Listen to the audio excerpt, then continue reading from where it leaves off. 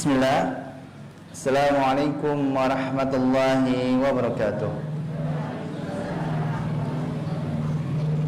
Innal hamdalillah nahmaduhu wa nasta'inuhu wa nastaghfiruh wa na'udzu billahi min shururi anfusina wa min sayyiati a'malina. Man yahdihillahu fala mudilla lahu wa man yudlil fala hadiya lahu. أشهد أن لا إله إلا الله وحده لا شريك له وأشهد أن محمدا عبده ورسوله صلى الله عليه وعلى آله وأصحابه ومن تبعهم بإحسان إلى يوم الدين وسلم تسليما كثيرا أما بعد. Jamaah Masjid Al-Hidayah beserta wali murid SD Al-Hidayah dan pemirsa Akhyar TV dimanapun berada. Sebelum saya melanjutkan, ibu-ibu dengar tidak suara jelas? Jelas tidak suaranya?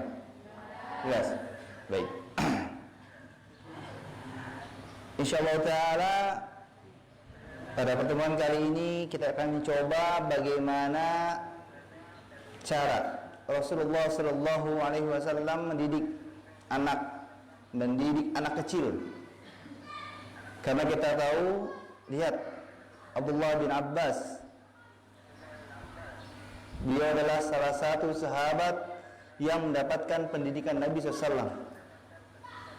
Kita akan dapati ternyata Nabi SAW itu orang yang paling legowo, paling lapang dada, paling kasih sayang. Bahkan hal-hal yang terkadang kita anggap ini nggak perlu untuk anak, Rasulullah itu menganggapnya itu suatu hal yang perlu. Mungkin teman-teman pernah mendengar kajian tentang pendidikan, pernah mendengar tentang konsep pengasuhan anak, mungkin secara umum. Maka dari sini, insya Allah kajian kita akan coba menggali praktik di lapangan. Sampai kepada kita pun akan membahas hukum boneka mainan anak-anak. Saya mau tanya, di sini ada tidak yang anaknya sudah dewasa bahkan udah punya cucu? Ada tidak di sini, bapak-bapak? Yang anaknya tuh sudah pada besar, gak ada anak kecil, ada tidak di sini? Ada ya, ada satu bapak ya. Tidak mengapa bapak.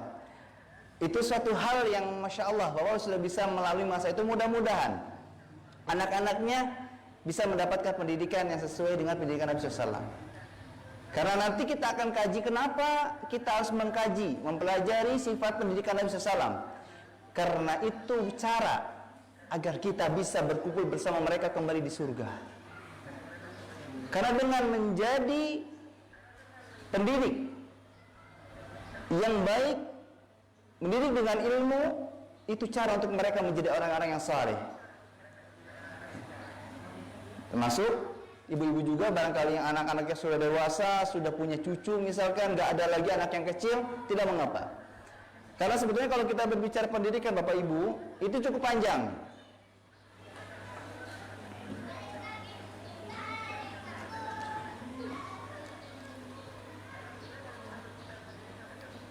Sebagaimana dalam kitab yang akan kita kaji, dalam kitab Atfalul Muslimin Kaifa Rabbahumun Nabiyul Amin sallallahu alaihi wasallam, tentang pendidikan anak metode Nabi itu dibagi. Ada pendidikan 0 sampai 3 tahun, ada pendidikan 4 sampai 10 tahun, ada pendidikan 11 sampai 15 tahun, dan seterusnya. Dan tidak mungkin saya bisa mengkaji secara keseluruhan di waktu yang sangat singkat. Maka dari itu, insya Allah, mungkin kita hanya bisa mengkaji satu bab, yaitu pendidikan usia 4 sampai 10 tahun. Karena ini masa-masa SD, ya. Setidaknya di sini para guru, para wali murid bisa mengamalkan ilmunya. Begitupun para jamaah yang mungkin anak yang sudah melebihi masa SD bisa ikut bisa menerapkan ilmu ini kepada cucunya, mungkin kepada saudara-saudari yang lainnya. Salah satu motivasi kenapa kita harus mengkaji kitab tentang pendidikan Nabi, karena Allah Azza wa Jalla berfirman dalam surah At-Tur ayat 21,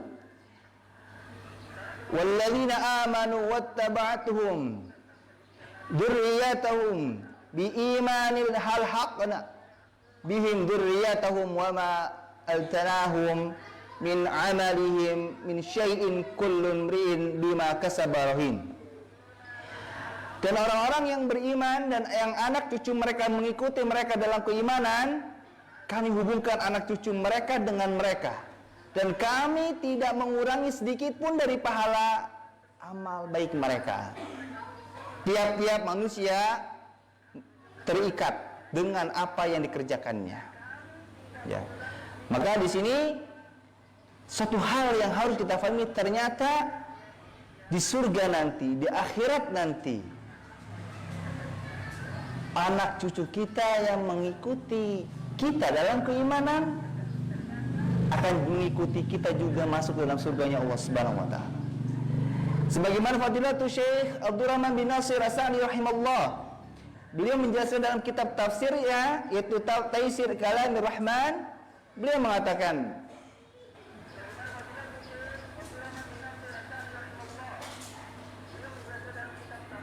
bisa kecilin, volumenya kecilin.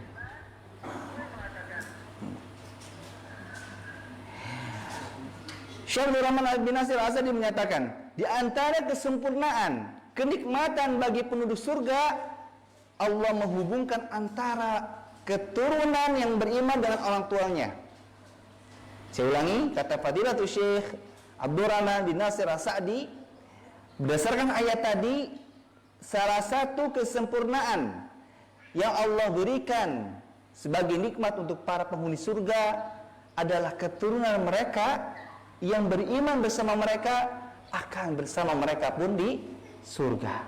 Ini dalil teman-teman bahwa kita bersama keluarga kita, anak, istri, cucu kita bisa reuni kembali di surga.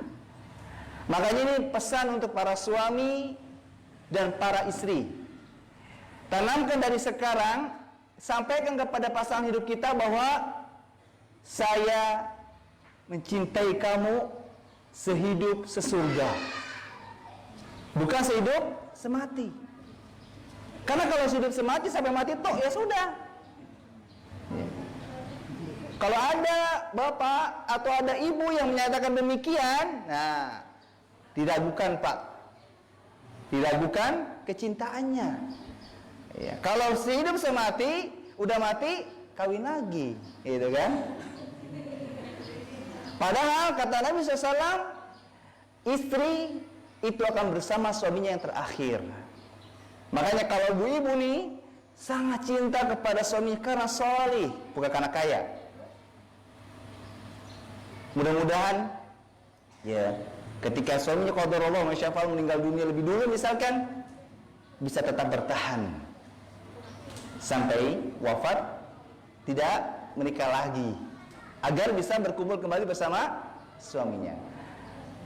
Saya terkadang Bapak, kalau nyampaikan kayak begini nih, ya, ibu-ibu protes, ya, enak laki-laki itu mah, ya, kalau perempuan meninggal dulu, gampang kawin lagi, gitu kan. Tidak real. Kalau orang sudah menanamkan cintanya sehidup sesurga, ya, insya Allah, karena tempat yang pertama kita singgah itulah tempat terindah, ya. Buktinya Pak, coba Bapak yang pernah merantau ke kota A, ke kota B, ke kota C, pasti yang paling berkesan adalah kampung halaman. Betul tidak? Itulah alasan kenapa para pemudik kalau menjelang Ramadan atau menjelang Idul Fitri mereka mudik, ya. Alhamdulillah hal ini motivasi untuk kita. Kenapa kita harus mendidik anak-anak kita dengan ilmu agar mereka bisa menjadi orang yang salih? Karena kalau kita dengan mereka sama-sama salih, insya Allah kita dan mereka akan bisa bersama kembali di surganya Allah Subhanahu wa taala. Dan para ulama menjelaskan apa yang dimaksud dengan mengikuti dalam keimanan. Sebagaimana tadi dalam ayat surat At-Tur, Allah mengatakan anak cucu mereka yang mengikuti mereka dalam keimanan. Maksudnya adalah mengikuti di atas tauhid dalam beriman kepada Allah Subhanahu wa taala. Jadi teman-teman, masalah tauhid itu bukan hanya saya percaya sama Allah, tidak. Konsekuensi dari tauhid berusaha menjauhkan hal-hal yang berbau kesyirikan. Contohnya apa? Di realita nih teman-teman ya, nggak tahu di kampung masing-masing mungkin terjadi atau tidak. Saya sering sekali mendengar pernyataan dari para orang tua. Misalkan nih, ada sumur, anak-anak main di situ. Akal yang sehat, orang tua yang baik ilmunya, baik akhlaknya, baik akidahnya, pasti akan mengingatkan, nak, hati-hati mainnya. Kalau bisa mainnya di sebelah sini. Tapi kalau orang tua yang keimanannya bermasalah, akidahnya keliru, akhlaknya buruk, pasti menyatakan apa? Nah, awas, jangan main sumur. Di sumur itu ada setannya, nanti kamu kakinya kecantol, ketarik ke sumur. Pernah dengar pernyataan kayak gini? Sering sekali. Termasuk kemarin sore saya mendengar Allah Ustaz. Mereka bisa memaksa anak untuk mengikuti keinginan mereka saat itu. Tapi setelahnya mereka akan merasakan ternyata hal tersebut cara menjerumuskan ke mereka dalam kesyirikan. Termasuk mengikuti mereka dalam keimanan adalah tauhid yang benar. Kalau anak kita jatuh, jangan dikatakan, nak, kodoknya mana? Dipukul, nah, diinjak, nah, kodoknya. Padahal nggak ada kodok. Ini suatu pembodohan. Maka para guru, para wali murid, para orang tua, calon orang tua, segera upgrade keimanan kita kepada Allah Subhanahu wa taala dengan mengkaji ilmu-ilmu Islam yang kita bisa terapkan dalam kehidupan diri kita, anak dan keturunan kita, termasuk pada istri kita. Karena di sini teman-teman, tauhid itu luar biasa, akan menjadikan seseorang yang tersesat menjadi selamat. Contohnya tadi, anak jatuh dikatakan karena katak, ya, ini luar biasa. Sampaikan kepada mereka, qadarallahu wa masyaa fa'al. Ini takdir Allah. Allah mampu melakukan segala hal yang dikehendakinya. Ya. Termasuk tauhid yang benar kita tanamkan kepada diri kita dan keluarga kita ketika kita mendapatkan musibah. Jangan pernah mengatakan seandainya, kalau saja saya tadi nggak ke situ. Coba. Hati-hati teman-teman. Ini tauhid yang konsekuensinya sangat besar. Termasuk Bapak Ibu yang saat ini sedang berbisnis, berwirausaha. Ketika tauhidnya sudah benar, harus diaplikasikan dalam praktik muamalahnya. Ketika dagangannya nggak laku, qadarallahu wa masyaa fa'al. Ya, bukan malah pakai apa? Raja, pakai apa? Sihir dan seterusnya. Ya. Saya pernah Pak nemuin kayak gitu tuh. 2 tahun yang lalu saya pertama kali membuka usaha rumah makan. Saya memperbaiki tempat yang akan saya tinggal, karena sebelumnya ditempati oleh orang lain yang berbisnis juga. Saya beresin, ternyata kuli itu bilang, Pak, ini ada ini mau dibuang tidak Pak? Apa saya bilang? Itu, ini dia berat ngomongnya. Ini Pak, ini apa saya nggak tahu gitu kan, lempitan-lempitan kayak gitu. Saya bilang coba ambil. Saya bilang ini apa namanya di sini? Saya tanya raja. Dia bilang namanya ini isim. Isim itu bahasa Arab. Kata benda, iya ini benda apa namanya? Iya namanya isim. Oh ternyata namanya isim. Ya. Ini pintar ya, dikelabui ya. Ini benda, iya kata bahasa Arab isim gitu kan, kata benda. Ala kulihal contoh.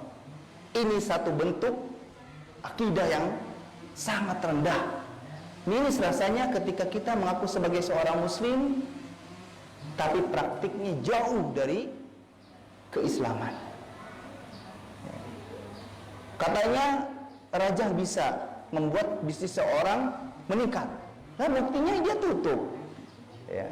Tapi terkadang realita kayak gitu tuh belum bisa membuat mereka melek. Maka kita berdoa pada Allah. Pertama, mudah-mudahan Allah lindungi kita dari keyakinan-keyakinan semacam itu, dan mudah-mudahan Allah pun menyadarkan mereka yang saat ini sudah terjerumus. Gitu ya. Jadi itu kenapa kita harus menanamkan akidah tauhid kepada pendidikan kita terhadap anak. Karena itu contohnya.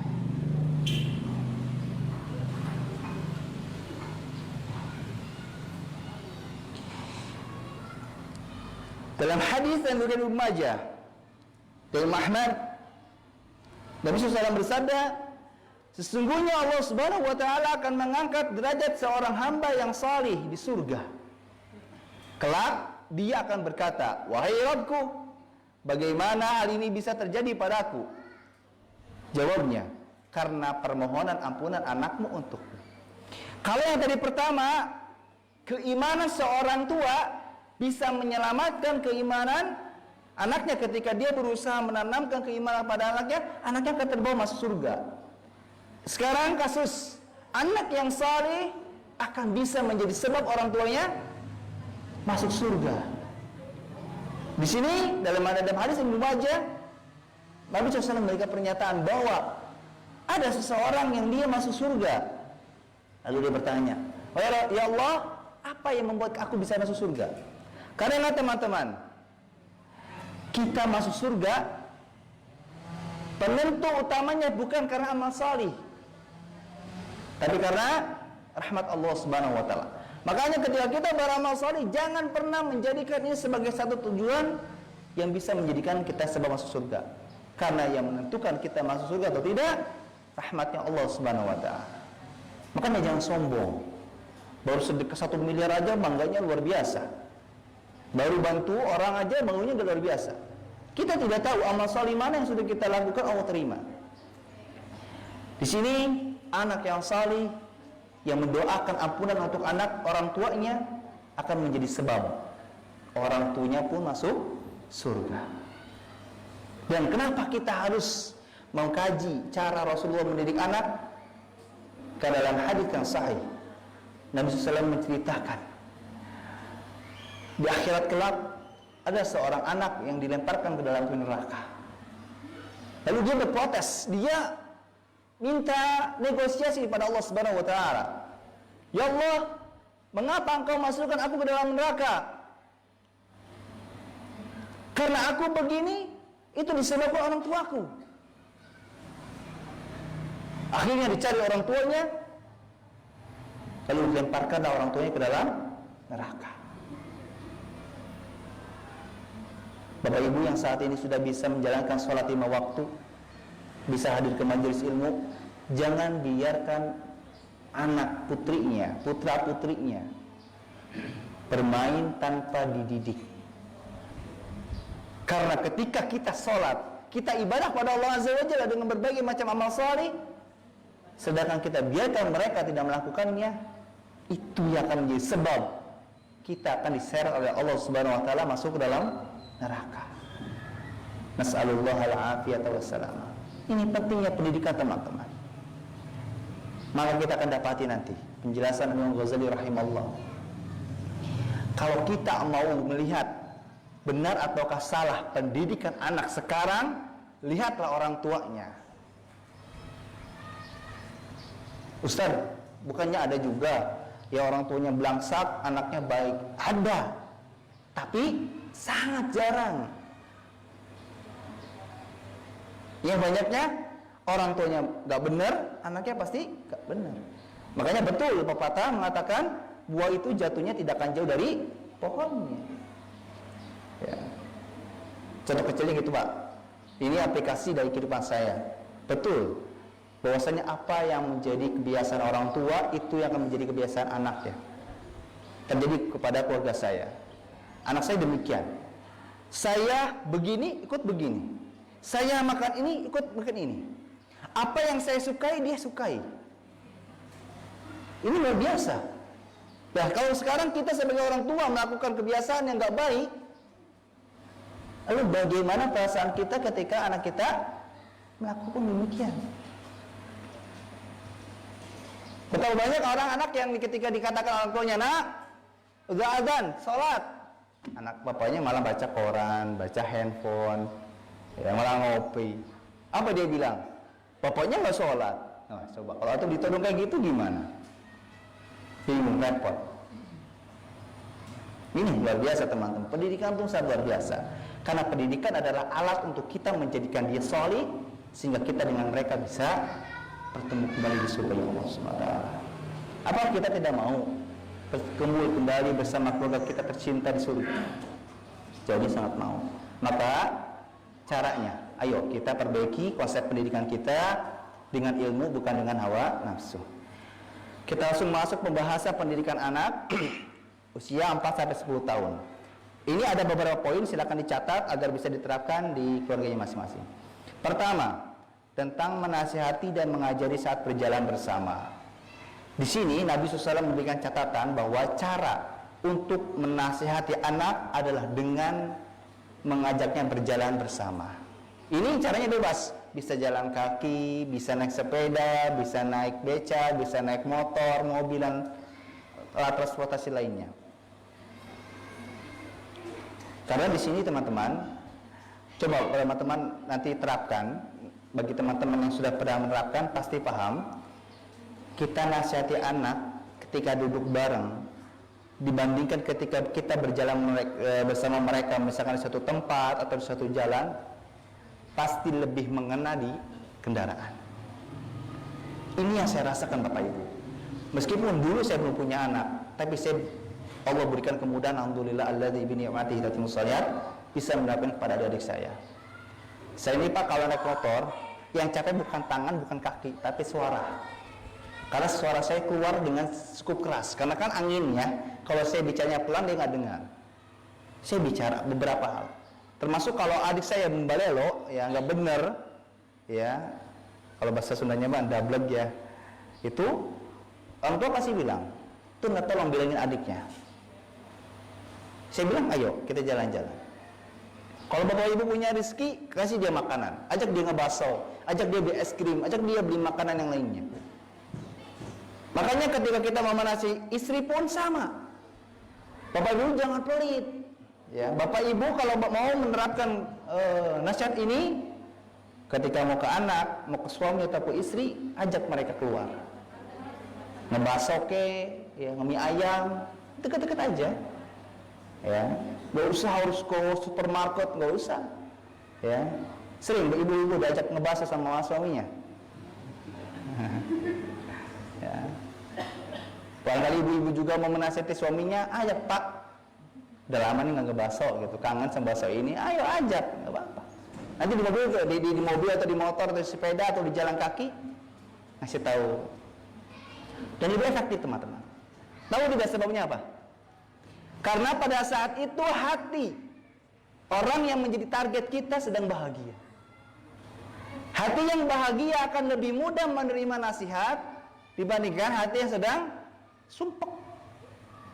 Yang lagi sumpek, ya, lagi nggak karuan, denger nasihat sehingga yang dilihat bukan nasihat tapi ocehan.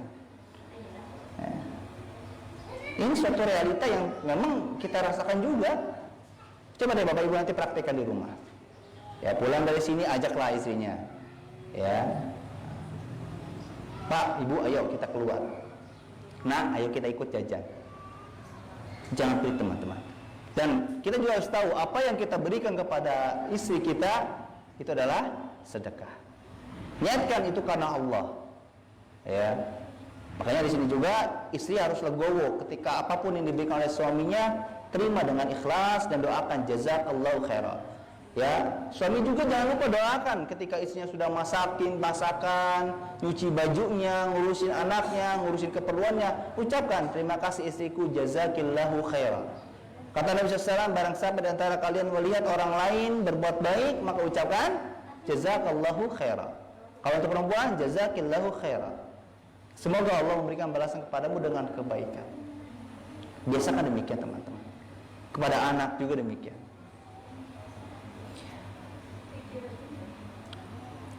Kata mu'alif, anak punya hak untuk berteman dengan orang-orang dewasa agar dapat belajar dari mereka.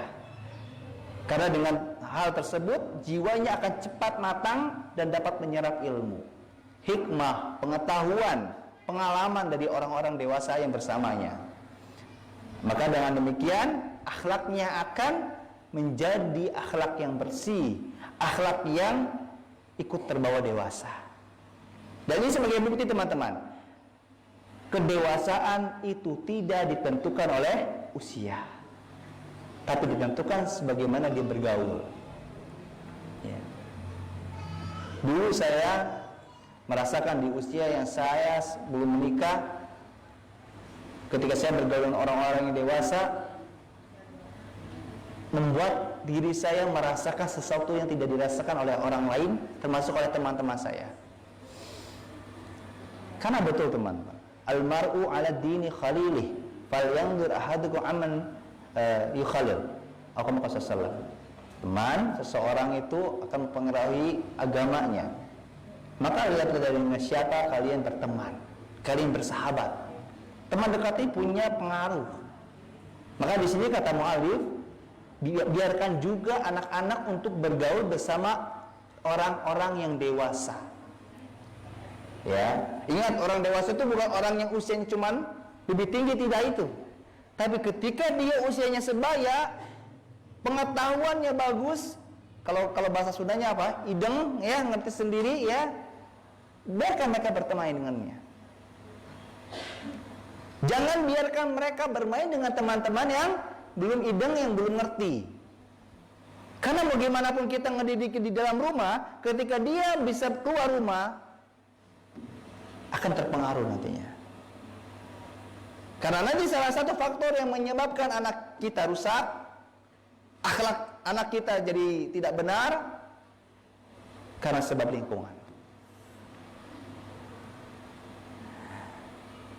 Di sini mu'alif membawakan kisah yang disampaikan dan diceritakan oleh Abdullah bin Abbas, putra dari pamannya radhiyallahu anhuma, yang dimana Abdullah bin Abbas pernah diajak jalan bersama di atas kendaraan Rasulullah sallallahu alaihi wasallam.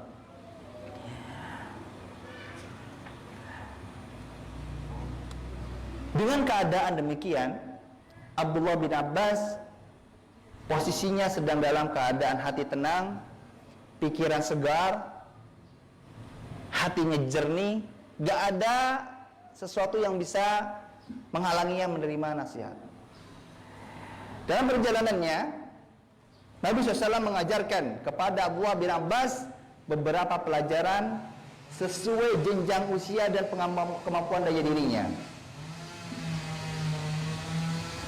Di sini poin titik pembahasan untuk para guru, para orang tua.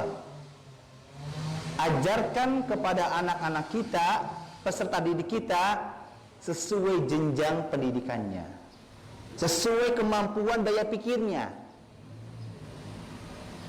Kita lihat apa yang diajarkan oleh Nabi SAW kepada Abdullah bin Abbas. Kisah ini terjadi dialog antara mereka berdua, Rasulullah dan Abdullah bin Abbas, dengan mudah, dengan ringkas.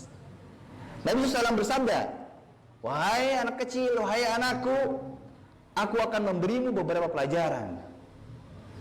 Ihfadillah yahfazka." Peliharalah Allah, niscaya Allah akan membalas, akan memeliharamu. Peliharalah Allah, pasti kamu akan menjumpainya, Allah berada di hadapanmu. Jika kamu meminta, mintalah kepada Allah, dan jika kamu meminta pertolongan, maka mohonlah pertolongan kepada Allah.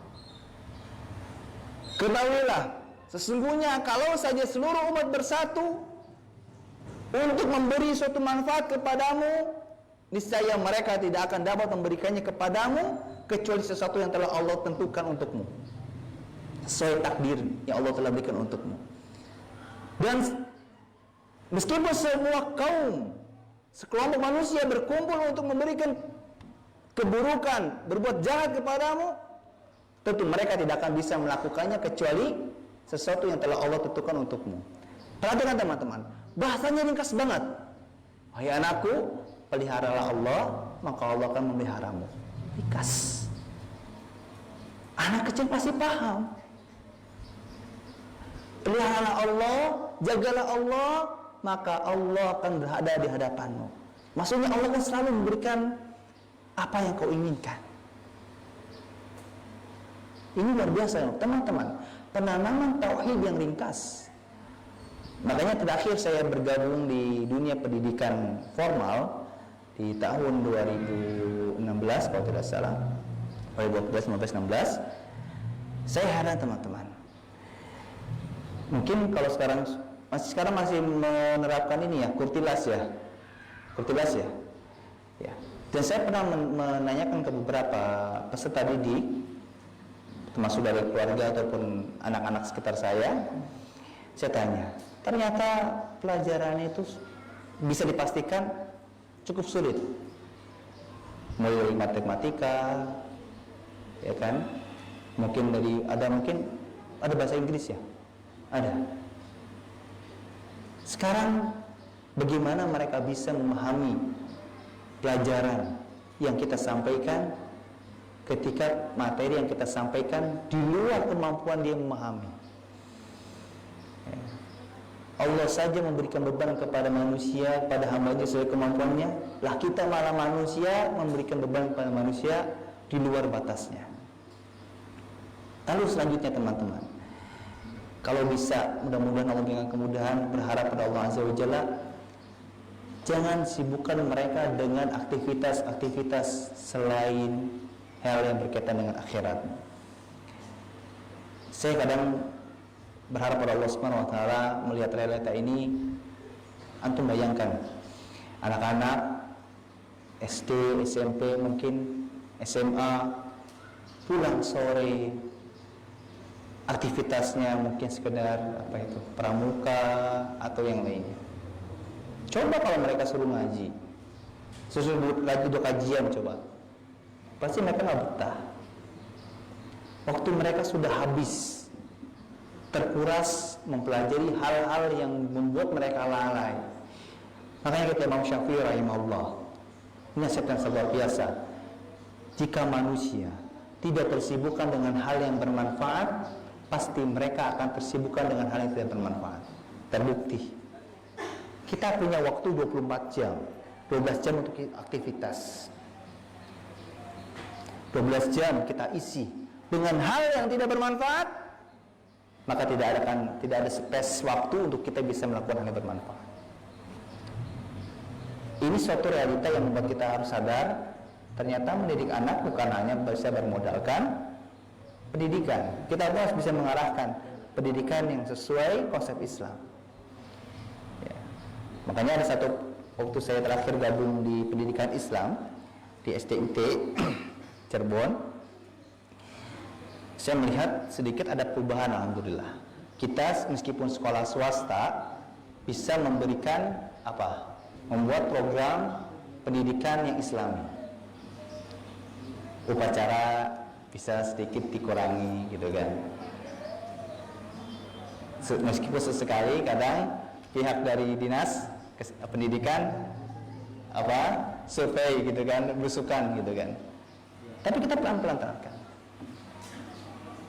Karena di sini juga hal-hal yang perlu kita perhatikan, gak semua hal yang kita dapatkan itu bisa kita lakukan. Karena Nabi SAW bersabda, innama ta'atu fil ma'ruf. Namanya ketaatan hanya dalam kebaikan. Selama kita punya ruang untuk bisa memperbaiki, kita perbaiki. Ya.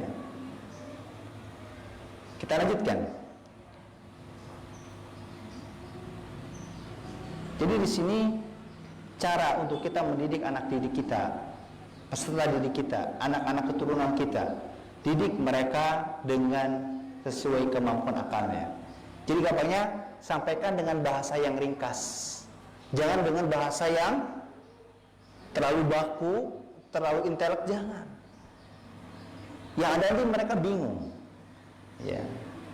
Jadi gampangnya saya selalu membaca pada istri saya, pada keluarga saya, kalau kita punya ilmu, dengar ilmu dari baca atau dari menulis atau dari mendengar, ringkaskan, ambil intisarinya, tuangkan dengan ucapan yang ringkas.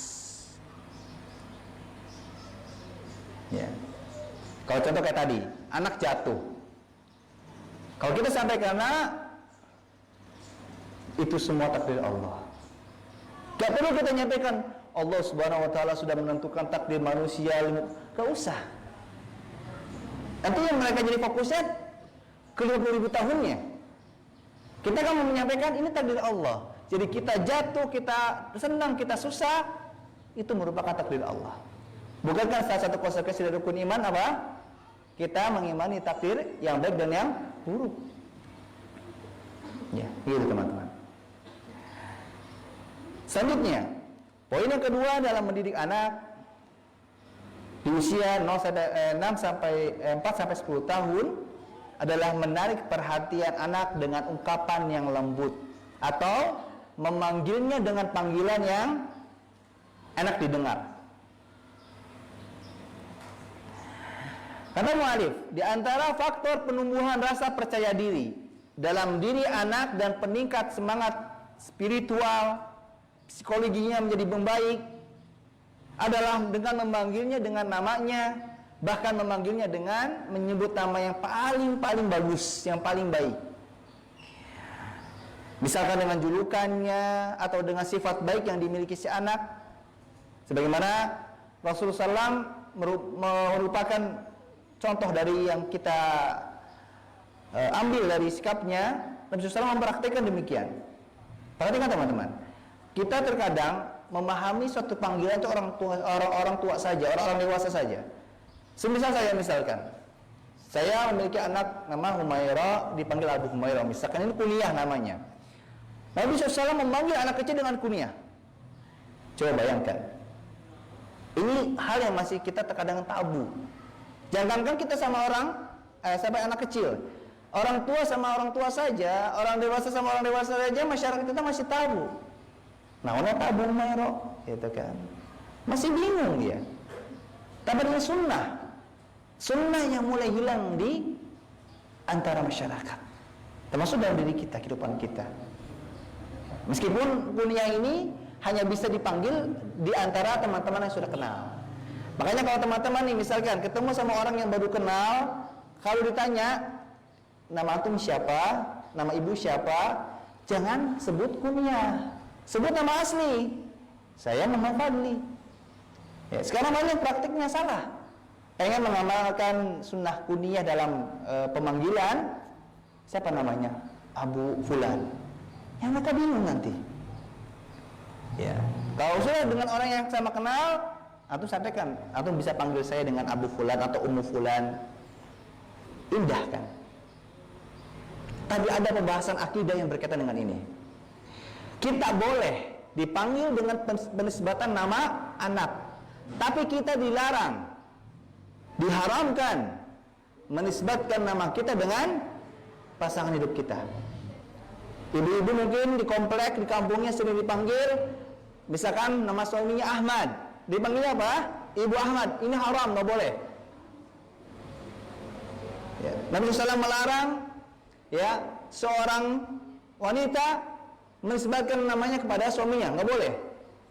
Ya. Kalau mau dipanggil anaknya, misalkan nama putranya, ya, Fulan, maka dipanggil Ummu Fulan atau Abu Fulan. Ya. Banyak nih kejadian seperti ini, padahal nggak boleh. Sekali lagi, ini terjadi karena apa?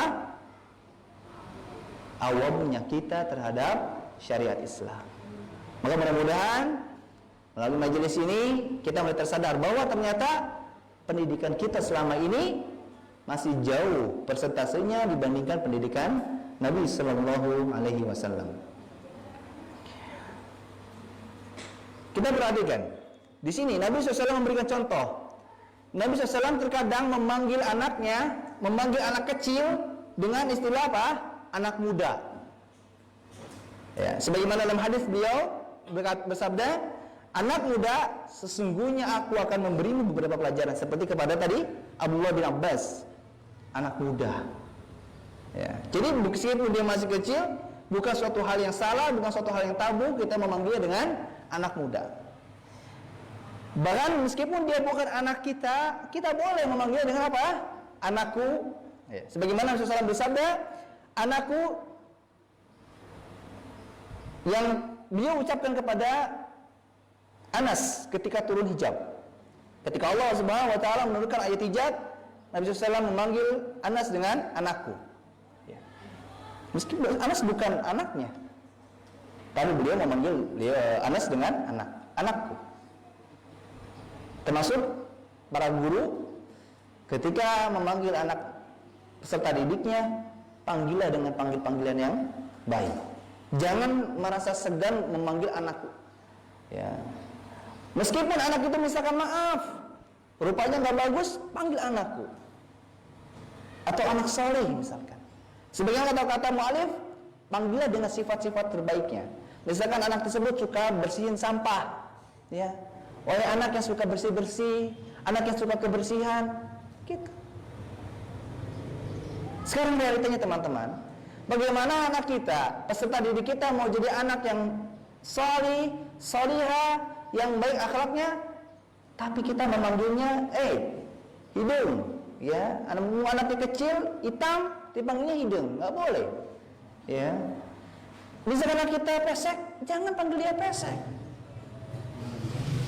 Kita bisa panggil dia dengan, wahai anakku yang wajahnya indah, nggak apa-apa. Itu akan menumbuhkan kepercayaan diri. Oh, ternyata wajah saya indah. Meskipun teman-teman saya memanggil apa? Pesek. Kan sebetulnya itu bukan pesek, ya, mancungnya tertunda. Tidak mengapa. Jadi panggil dengan panggilan yang baik. Makanya perlu kita berinteraksi dengan anak-anak agar kita tahu apa yang mereka sukai. Nabi SAW menyebut anak-anak Ja'far, putra dari pamannya, berarti sepupunya, dengan ungkapan, panggilkanlah anak-anak saudaraku. Dan dia pun menanyakan kesehatannya. Ingat, di poin ini kita diajarkan untuk menarik perhatian anak dengan ungkapan yang lembut. Kita juga harus memberikan perhatian kepada mereka. Di sisi lain kita harus memanggil dengan panggilan yang baik, kita pun harus memperhatikan keadaan mereka. Di sini Nabi SAW memanggil sepupu-sepupunya, anak dari Ja'far, paman beliau. Lalu ditanya, bagaimana keadaan kesehatanmu?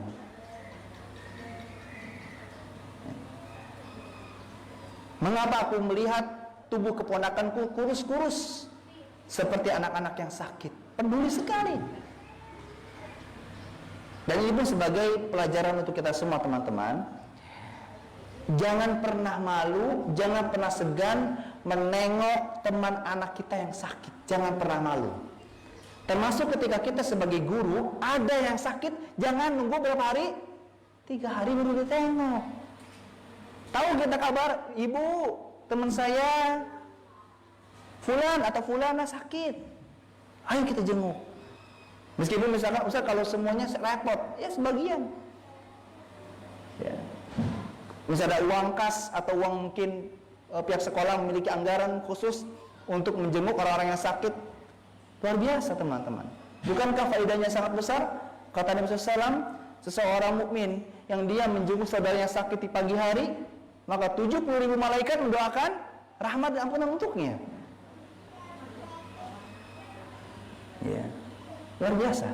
Ketika seseorang itu menjenguknya di sore hari, dia akan didoakan oleh 70.000 malaikat sampai pagi hari. Luar biasa. Nah, ini sunnah yang belum tertinggal. Kalau saja menjenguk itu gak penting, gak mungkin Nabi SAW menjenguk seorang Yahudi yang sudah berbuat zalim kepadanya, ya, kepada beliau menjenguk ya ketika mendengar kabarnya sakit. Di sini praktik yang harus kita pelan-pelan harus terapkan. Sekarang pertanyaannya, teman-teman sudah seberapa sering ketika temannya anak kita sakit menjenguk? Sudah pernah? Praktik teman-teman. Ya. Meskipun ketika saya pun menerapkan hal ini kepada masyarakat, mereka merasa tabu. Datang gitu kan. Kan di mana-mana saya kan bukan temannya. Kan mereka nggak begitu. Tapi kan anak saya anaknya. Anak saya merupakan temannya. Padahal meskipun ketika saya punya anak, ketika saya tahu ada saudara sakit, Anak kecil saya tengok, tanya kabarnya. Tahu tidak teman-teman? Ini cara salah satu mendekatkan kita kepada mereka. Sekarang praktik teman-teman, pembuktian. Teman-teman kalau di masyarakat nih, banyak anak-anak kecil tidak? Ada anak kecil? Ada. Dekat nggak antum dengan mereka? Mereka kalau ketemu sama antum ngucapin salam tidak? Ini titik pembahasannya. Nabi SAW sangat care dengan anak-anak itu, bermain sama mereka. Bahkan cucu beliau Hasan dan Husain sering naik di punggung Nabi SAW ya, kuda-kudaan atau kambing-kambingan gitu. Dia sangat bahagia ketika kita bertemu sama anak-anak. Assalamualaikum, assalamualaikum, luar biasa. Bahkan ketika ada temannya yang nggak mengucapkan salam, dia tegur, kamu kenapa nggak mengucapkan salam? Luar biasa. Dan ini saya merasakan teman-teman.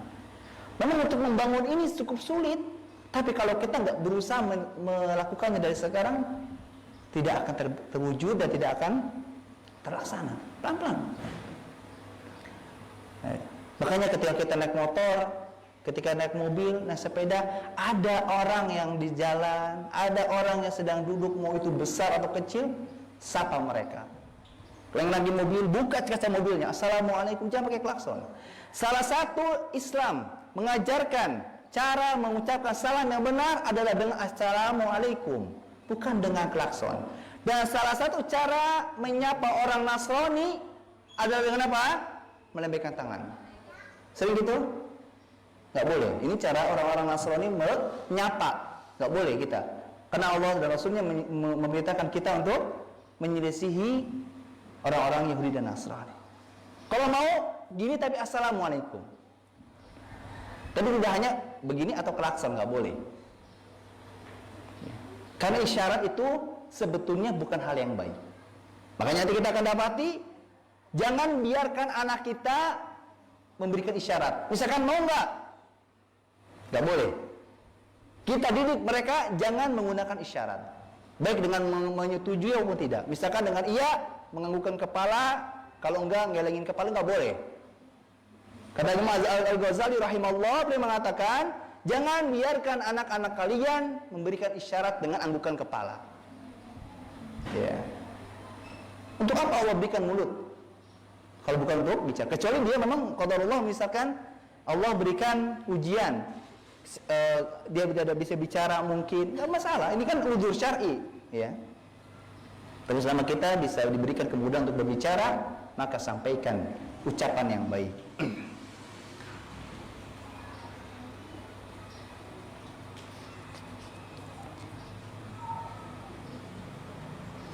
Dalam riwayat yang lain, Nabi SAW memanggil anak-anak dengan menyebut nama julukannya sebagai bentuk ta'zim, penghormatan dan penghargaan dari Rasulullah untuk mereka. Beliau pernah memanggil anak kecil yang usianya sudah 2 tahun ke atas, yang sudah disapih, dengan panggilan wahai Abu Umair. Anak kecil dipanggilnya apa? Abu Umair. Ya. Ini boleh, nggak ada masalah. Dan kunyah ini tidak selamanya harus dinisbatkan kepada anak. Buktinya anak kecil kan nggak perlu punya anak, tapi dia boleh. Ya. Atau misalkan maaf, ya, anak namanya Fulan, orang tuanya namanya Muhammad, maka panggil dia dengan apa? Ibnu Muhammad. Anaknya Muhammad, boleh. Dan sekali lagi, kunyah itu tidak harus disertakan dengan anak. Kenapa? Contoh, Abu Hurairah radhiyallahu ta'ala anhu. Beliau namanya bukan Hurairah, anaknya juga bukan Hurairah, tapi dipanggil dengan Abu Hurairah. Tidak masalah.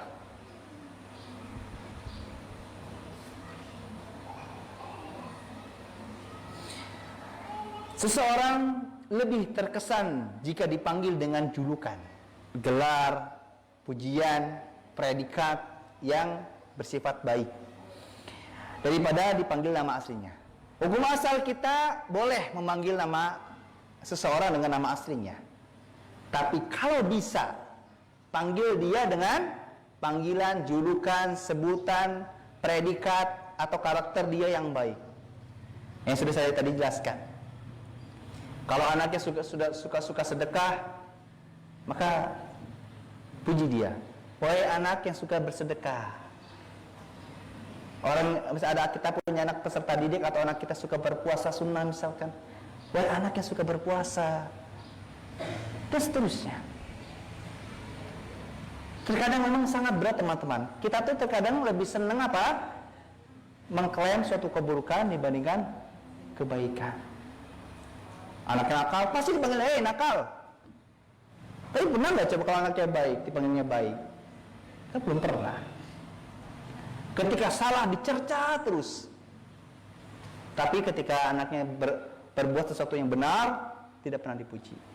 Dan salah satu tips pendidikan yang benar, yang selaras sesuai konsep Islam, yang seimbang, ini berlaku untuk di sekolah maupun di rumah, di lingkungan yang lainnya. Jangan lupakan reward dan punishment.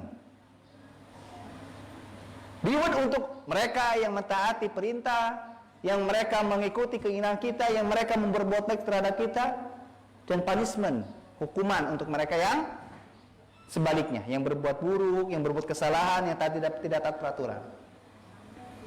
Karena kalau kita beri reward terus, penghargaan terus, pujian terus, yang ada mereka tinggal lunjak. Dalam artian, mereka kalau nggak dipuji nggak mau. Kalau kita berikan punishment terus, hukuman terus, mereka akan tumbuh dalam keadaan tertekan, pesimis.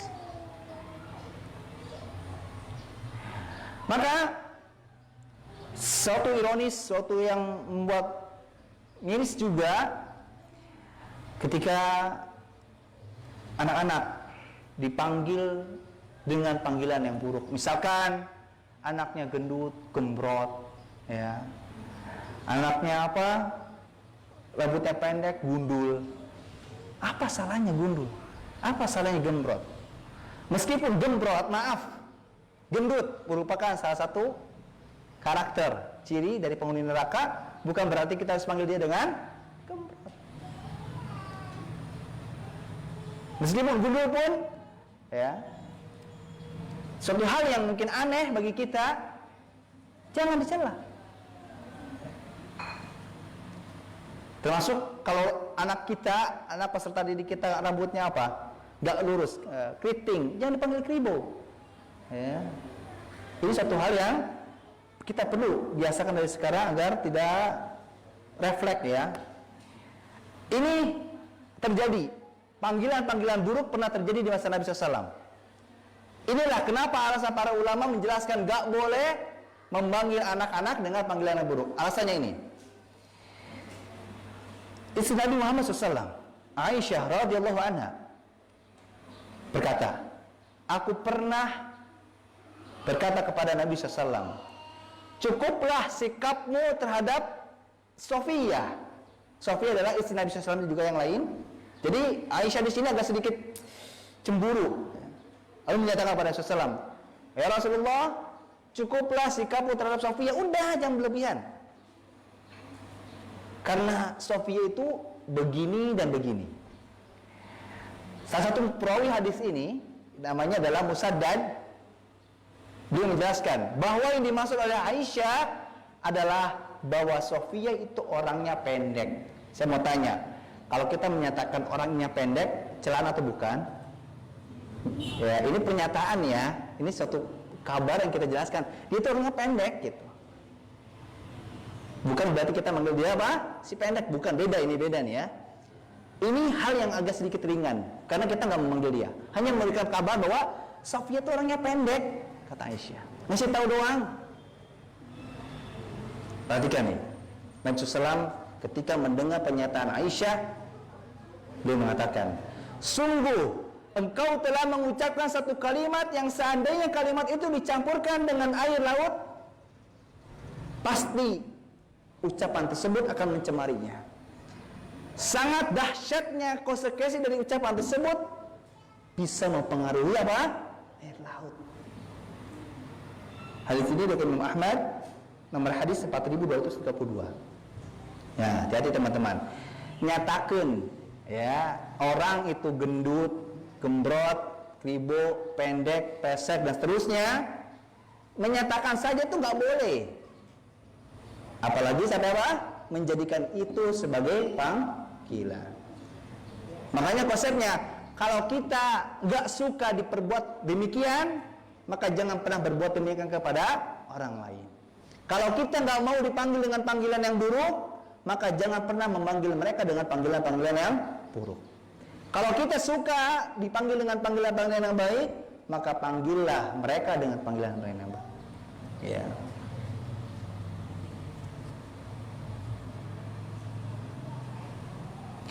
Dan ini berkaitan dengan celaan, hinaan. Allah Subhanahu wa taala telah menjelaskan dalam surah Al-Hujurat ayat 11. Allah Azza wa Jalla berfirman, "Ya ayyuhalladzina amanu la yaskhar qaumun min qaumin asa an yakunu khairan minhum wala nisa'un min nisa'in asa an yakunna khairan minhunna." Wahai orang-orang yang beriman, janganlah sekumpulan orang lelaki merendahkan kumpulan yang lain. Boleh jadi yang ditertawakan itu lebih baik dari mereka. Dan jangan pula sekumpulan perempuan merendahkan kumpulan yang lainnya. Boleh jadi yang direndahkan itu lebih baik. Terbukti teman-teman, terkadang orang yang kita rendahkan itu lebih mulia, lebih baik daripada diri kita yang merendahkan. Ini terbukti teman-teman. Makanya kalau kita posisinya sebagai orang yang dihina, orang yang dizalimi, gak perlu ngegubris, gak perlu mendengarkan ocehan tersebut. Terus maju, terus lakukan apa yang kita bisa lakukan. Karena di sini yang perlu kita perhatikan adalah anggapan, ucapan Allah Subhanahu wa taala. Ketika Allah Azza wa Jalla mengklaim, menilai kita sebagai orang yang baik, meskipun jutaan manusia, dan pada realitanya nggak sampai sejuta juga orang yang menghina kita, hinaan itu tidak akan berpengaruh di hadapan Allah Subhanahu wa taala. Ya. Maka di sini fokuskan kepedulian kita, perhatian kita kepada perhatiannya Allah Subhanahu wa taala. Fokuskan perhatian kita kepada orang-orang yang memperhatikan kita. Gak perlu pedulikan kepada orang-orang yang menghina kita. Ingat teman-teman, beda antara omongan sama nasihat. Kalau ada orang ngomongin kita dengan tanpa ilmu, tidak bersifat nasihat, hanya ocehan, hanya hinaan, gak perlu dengarkan. Terus maju, terus lakukan apa yang kita bisa lakukan. Kalau memang benar, pertahankan, istiqomah. Namun ketika seseorang memberikan nasihat kepada kita, beda. Kalau nasihat itu bisa menjadi pertimbangan untuk kita sadar. Bisa jadi yang kita lakukan salah sehingga ditegur. Bukankah ini sebagaimana pengamalan dari ayat Allah Subhanahu wa taala dalam surah Al-Asr, ya? Ya, wa tawassaw bil haqqi wa tawassaw bis sabr. Orang-orang yang beriman kepada Allah, mereka adalah mereka yang saling menasihatkan dalam tentang perintah Allah, firman Allah, dan dalam kesabaran. Ya, ini saling menasihati penting. Tapi kalau hanya sekedar omongan, tak boleh didengarkan.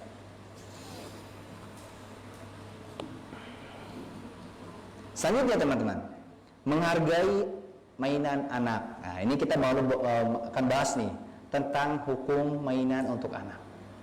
Jadi salah satu pendidikan Nabi SAW kepada anak-anak adalah menghargai mainan anak. Apa yang akan kita lakukan, apa yang kita akan nyatakan ketika kita mendengar cucu Nabi SAW, Hasan bin Ali radhiyallahu anhuma, ya, anak dari Ali. Ali adalah menantunya Nabi SAW. Ini mana Hasan adalah anak dari Fatimah. Hasan mempunyai apa? Anak anjing, ya, untuk mainannya. Dan Abu Umayyah bin Abu Talha mempunyai apa? Burung pipit. Kalau antum tahu burung yang bisa dijual-jual, yang 1000-an, yang 2000, yang warna-warni itu, nah kayak gitu tuh. Ya, itu bayangkan coba.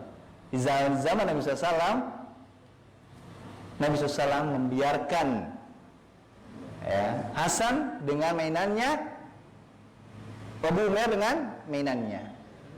Meskipun nanti kita akan bahas, meskipun ada larangan, tentang malaikat tidak akan masuk ke dalam rumah yang apa? Terdapat anjing, patung, gambar bernyawa dan lainnya. Tapi ini hukum asal dibolehkan, mainan dibolehkan. Dan masih banyak lagi sahabat-sahabat yang lainnya. Termasuk istri tercinta beliau, Aisyah radhiyallahu anha, punya boneka untuk mainannya. Dan hal itu dibenarkan sesuai realita di zaman Nabi SAW dengan tujuan itu sebagai bukti pengakuan dari Nabi SAW terhadap kebutuhan anak kecil terhadap mainan, hiburan, dan pemenuhan kecenderungan bakat. Ternyata kenapa Nabi SAW membolehkan anak-anak memiliki mainan itu sebagai sarana untuk mereka terhibur dan untuk memenuhi kecenderungan bakat. Jadi untuk melampiaskan emosional, bakat, kemampuan anak pada mainan. Ya, jadi makanya di sini hukum asal kita dibolehkan untuk apa? Membolehkan mereka memainkan mainan, atau kita juga boleh membelikan mereka mainan.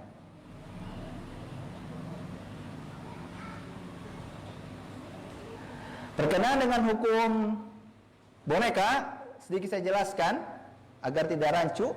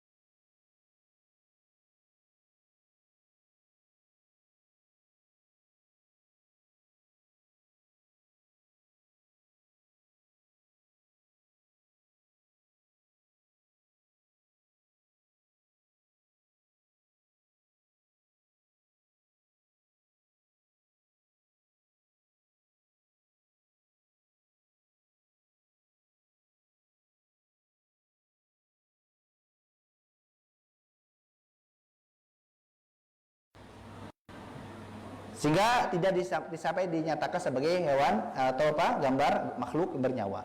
Jadi apa gitu teman-teman? Hukum asal boneka boleh, tapi kalau bisa nggak utuh. Misalkan kakinya nggak ada satu, badannya mungkin setengah, atau kepalanya nggak ada. Kenapa kepala? Karena Abdullah bin Abbas kalau tidak salah beliau menyatakan as-surah ra'sun. Gambar bernyawa itu ya ada kepalanya. Jadi kalau kepalanya dihilangkan, dipenggal, dipotong, ya sudah, hilang zat nyawanya. Kenapa? Mana ada orang hidup tanpa kepala. Itu logisnya. Kenapa? Kalau bisa disyaratkan anggota tubuh yang satunya dihilangkan. Kenapa? Umumnya manusia tidak ada yang hidup dengan begitu, gitu kan? Jadi sini bagaimana mungkin caranya agar tidak benar-benar menyerupai makhluk bernyawa. Meskipun jumhur ulama membolehkan. Nanti saya akan berikan rincian lagi. Mayoritas ulama, jumhur ulama berdalil dengan pengecualian di atas berdasarkan hadis dari Aisyah radhiyallahu anha. Ini dalil dari para jumhur ulama yang tidak memberikan persyaratan apapun. Jadi mau itu bentuknya sepertinya makhluk bernyawa maupun tidak, tetap dibolehkan. Aisyah berkata, Aku dahulu pernah bermain boneka di sisi Nabi SAW. Aku memiliki beberapa sahabat yang biasa bermain bersamaku. Ketika Rasulullah SAW masuk dalam rumah, mereka pun bersembunyi dari beliau karena malu. Lalu beliau menyerahkan mainan padaku satu demi satu, lalu mereka pun bermain bersamaku. Kalau saja boneka itu dilarang, gak mungkin Nabi SAW membiarkan, apalagi sampai apa? Memberikan kepada Aisyah dan pada teman-teman. Karena memang Aisyah ini salah satu istri Nabi yang paling kecil, paling muda. Ya, di dalam riwayat lain dinikahi dalam usia berapa? 9 tahun. Di riwayat lain di usia 12 tahun. Masih apa? Di bawah ABG ya, di bawah ABG ya. Kalau kita mungkin anak SMP. Ya. Ini boleh dalil ya, anak SMP itu boleh nikahi, teman-teman. Jadi kalau ibu-ibu, bapak-bapak anaknya diklihat udah dewasa, ada yang mau nikahkan saja, ya. Meskipun sekarang mungkin nggak tahu boleh nggak sama KUA. Hadis ini dari Imam Bukhari, nomor hadis 6130.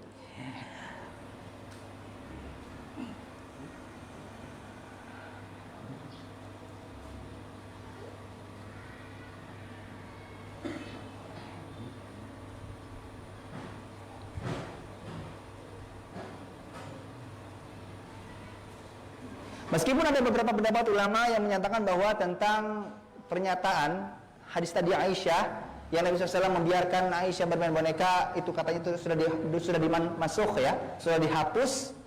Ternyata itu suatu hal yang tidak benar, karena syariat dibolehkannya hal tersebut, boneka yang dimainkan oleh Aisyah itu tidak dimasukh.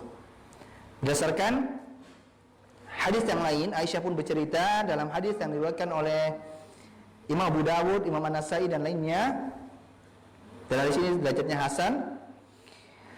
Rasulullah SAW pernah tiba dari perang Tabuk atau Khaybar, sementara kamar Aisyah ditutup dengan kain penutup. Ketika ada angin yang bertiup, tirai atau kain tersebut terbuka, tersingkap, maka mainan boneka Aisyah terlihat oleh Nabi SAW. Maka Nabi SAW pun bertanya, "Wahai Aisyah, apakah itu?" Gitu kan? Kata Aisyah, "Itu mainan bonekaku." Lalu beliau juga melihat patung kuda yang mempunyai 2 sayap. Ini Aisyah juga punya ya. Kalau kita apa namanya Pegasus gitu ya, boneka-boneka kayak begitu tuh. Nah, kuda poni. Ya. Nah di sini, lalu Nabi SAW ketika melihat kuda yang mainan kuda bersayap yang punya Aisyah itu bertanya lagi. Lalu yang ada di bagian atasnya itu apa? Gitu kan?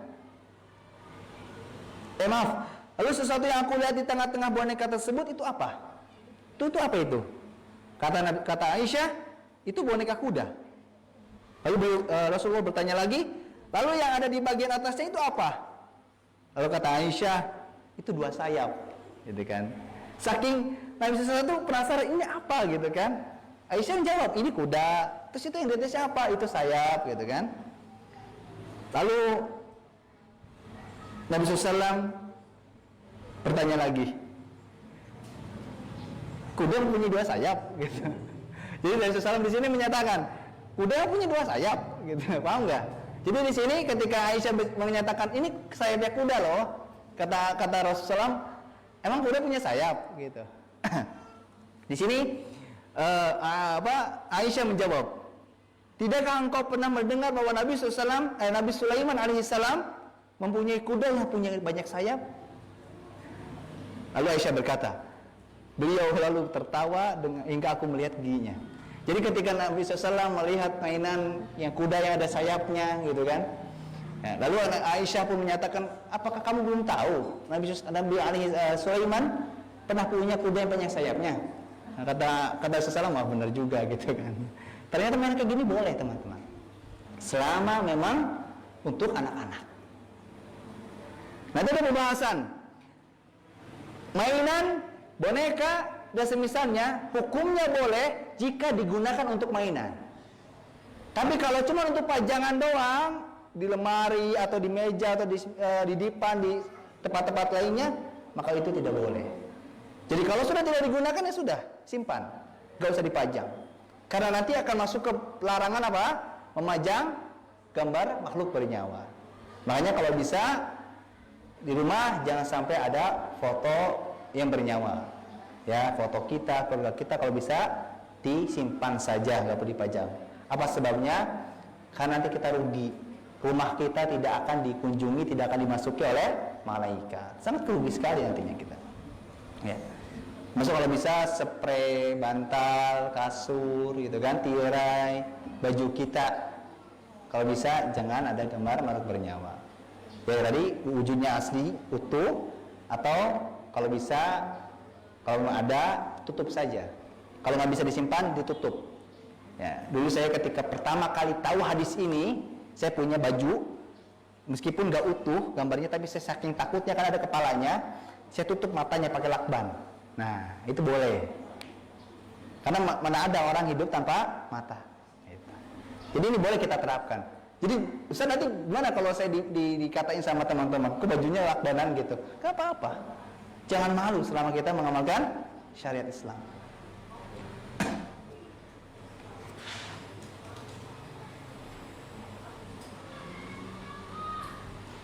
Karena malaikat Jibril ketika itu tidak mau masuk ke dalam rumah Nabi SAW karena ada anak anjing.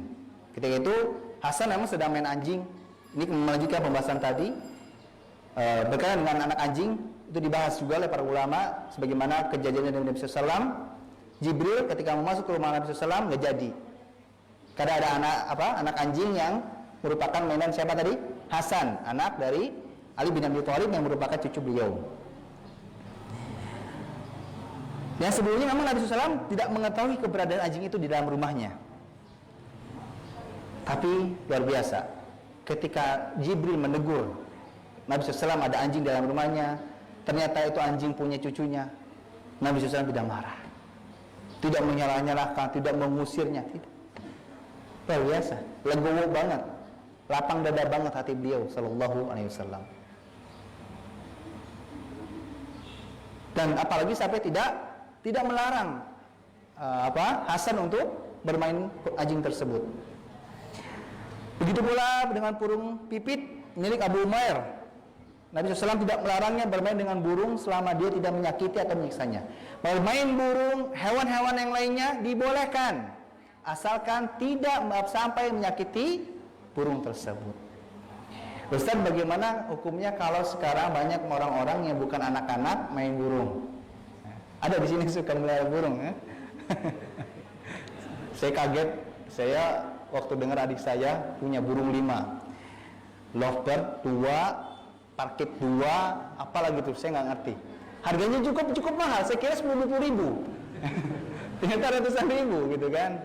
Saya ingat di sini, wah, Nabi SAW aja nggak melarang, sok saya bolehkan. Dengan syarat tidak dizolimi, dimandiin, yang diurusin ya silahkan. Konsekuensinya kita punya peliharaan yang harus diurus. Termasuk apa? Ikan cupang, nggak apa-apa boleh, asal apa? Diurus. Tapi realitanya sekarang nggak diurus, nggak dikasih makanannya apa? Jadi bangkai. Ya. Ini nggak boleh. Kalau memang kita tahu anak kita nggak bisa ngurus, adik kita nggak bisa ngurusnya, jual atau kasihkan ke orang lain yang bisa mengurusnya. Daripada dosanya jadi tanggungan kita. Gitu. Di sini selama tidak menyakiti, tidak menggolimi hewan tersebut, tidak mengapa. Makanya ada nasihat dari para ulama, ada nasihat untuk para pecinta burung. Ya. Kalau bisa uang yang dipunya jangan beli burung, kasihkan ke anak yatim piatu, ke fakir miskin. Itu akan menjadi tabungan kita di akhirat nanti, ya kan? Ya. Saya pernah bilang ke adik saya, apa sih enaknya dari burung? Suaranya oh gitu. Ya udah, download ya di YouTube gitu kan. Diputarkan suaranya aja. Oh katanya nggak asik, kita yang lihat aslinya. Ini ada gambarnya, videonya. Tapi terkadang itu hanya sekedar pengen saja, gitu. Intinya akunya, kalau memang ada di antara kita anaknya atau mungkin diri kita suka melihara hewan, gak ada masalah. Asalkan apa? Tidak menzaliminya.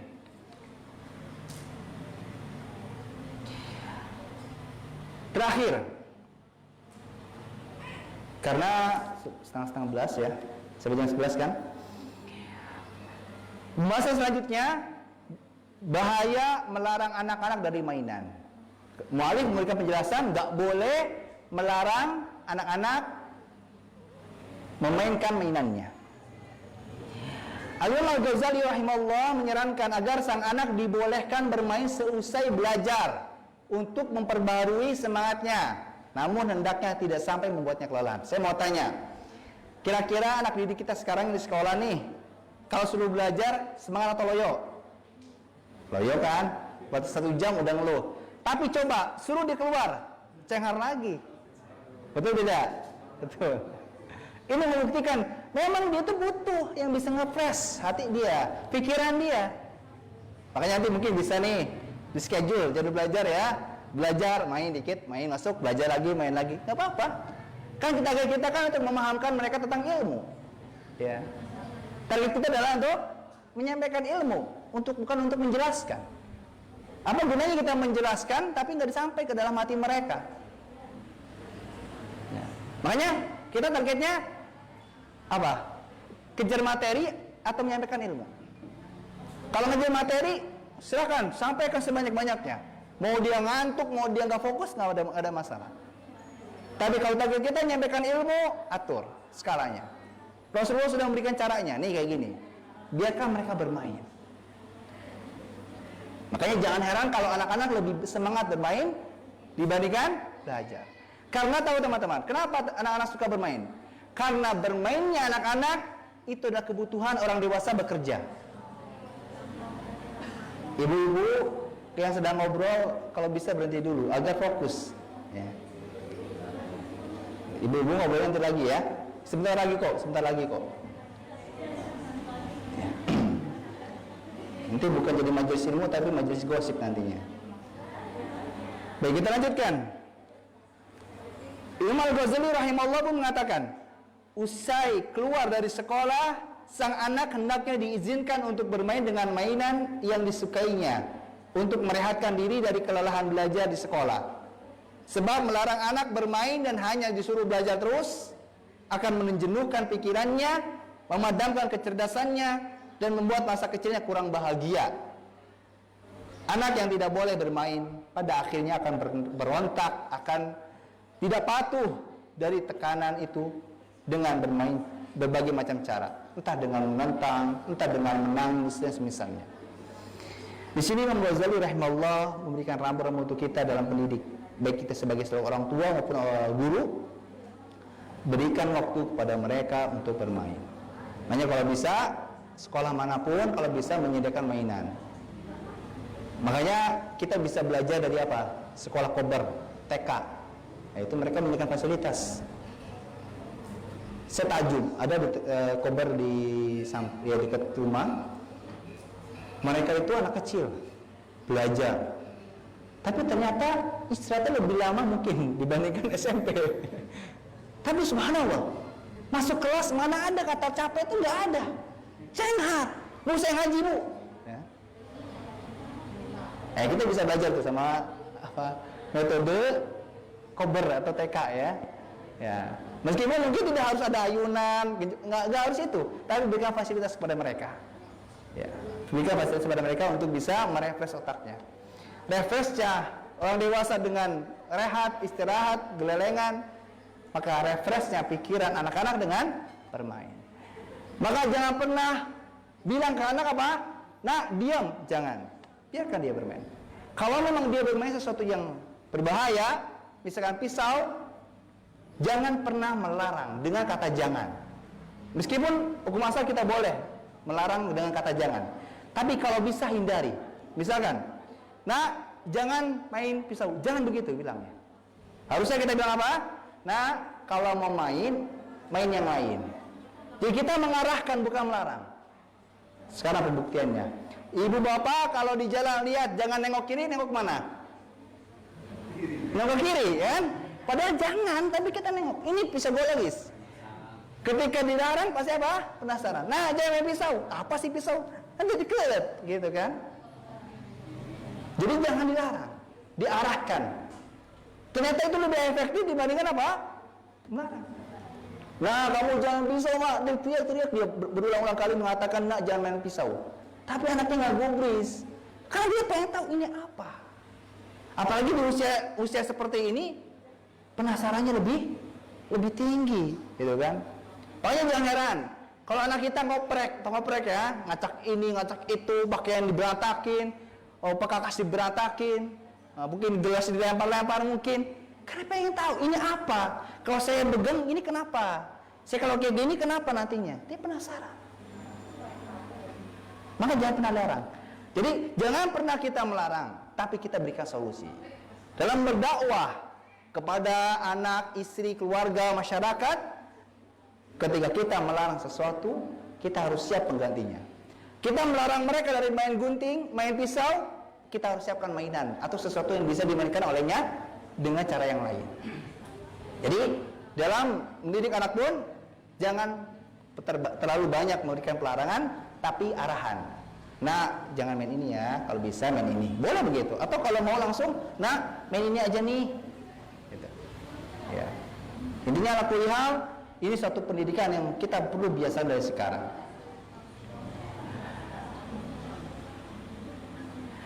Dan Imam Al-Ghazali juga menambahkan, hendaknya sang anak dibiasakan berjalan kaki, bergerak, berolahraga pada sebagian waktu siang agar tidak menjadi anak yang pemalas. Jadi di sini biarkan, justru dengan mereka bermain, mereka lari-larian, itu ajang mereka untuk olahraga. Ya, penjelasannya bisa dalam kitab Ihya Ulumuddin jilid 3 halaman 93.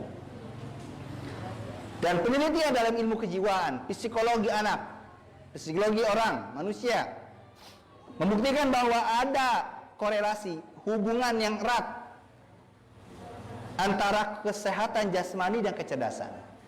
Semakin meningkat kecerdasan seseorang, maka akan semakin berbeda juga keadaan jasmaninya. Maka ketika ada perubahan apapun yang dialami oleh tubuh seseorang, akan mempengaruhi kecerdasan dan perubahan apapun yang dialami kecerdasan tersebut. Ketika pertumbuhan berkembang, maka berkembang juga akalnya, kecerdasannya, dan jiwanya. Jadi semakin anak itu bertumbuh, semakin dahsyat kecerdasannya. Dan kata beliau, anak yang memiliki kecerdasan yang tinggi pasti memiliki aktivitas yang sangat dahsyat. Maka jangan heran kalau ada anak suka lari-lari, suka kukulilingan. Saya pernah melihat keadaan yang subhanallah di tahun 2014-2015 ada anak SD usia 1 tahun, dan memang sekolah kami itu di Cirebon itu yang sekolah itu tidak hanya orang Cirebon. Jadi anak ini orang Indramayu. Jadi setiap pagi orang tua itu ngantar Indramayu ke Cirebon. Berangkat pagi pulang sore. Dia adalah murid yang paling beda. Karena apa? Dia sekolah di kelas itu pakai bodyguard. Dan ingat, bodyguard ini bukan karena dia kaya, bukan. Karena dia punya kelainan. Dia selalu merasa marah, merasa panas ketika mendengar ayat Allah. Termasuk mendengar azan. Ya. Kalau lagi belajar nih teman-teman, ibu gurunya lagi jelaskan buat SD itu kan. Yang lain duduk, dia muter. Tapi subhanallah, ketika ditanya dia bisa. Coba dahsyat. Ya. Teman-teman yang lainnya nulis belum tentu paham, tapi dia ngoyor paham. Saking dia panas dengan azan, begitu azan dikumandangkan langsung lari. Bahkan waktu itu kawan saya, qadarullah, dia mungkin tingginya tidak jauh berbeda dengan anak tersebut. Ketika dia azan sampai kepada lafaz hayya 'alas shalah al falah kalau tidak salah, dia langsung stop, ditutup mulutnya. Saking panasnya dia. Ini bukti semakin berkembang tubuh kembang dia, akalnya semakin berkembang, kecerdasan sambil berkembang, keaktifan pun akan berkembang. Cerdas banget dia. Saking cerdasnya melebihi yang lain aktivitasnya. Ya, bodyguard aja kewalahan. Saya pernah ngobrol dengan bodyguardnya itu kewalahan sekali. Udah kaop, lengos sedikit, langsung kabur kemana gitu.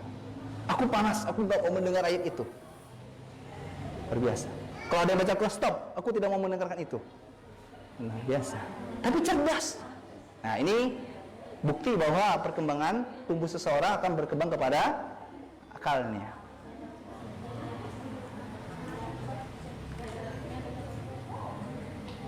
Sekali lagi, tidak sampai melarang anak-anak bermain, dan pesan-pesan terakhir sebagai kata mu'alif di poin terakhir, tidak membubarkan anak yang sedang bermain.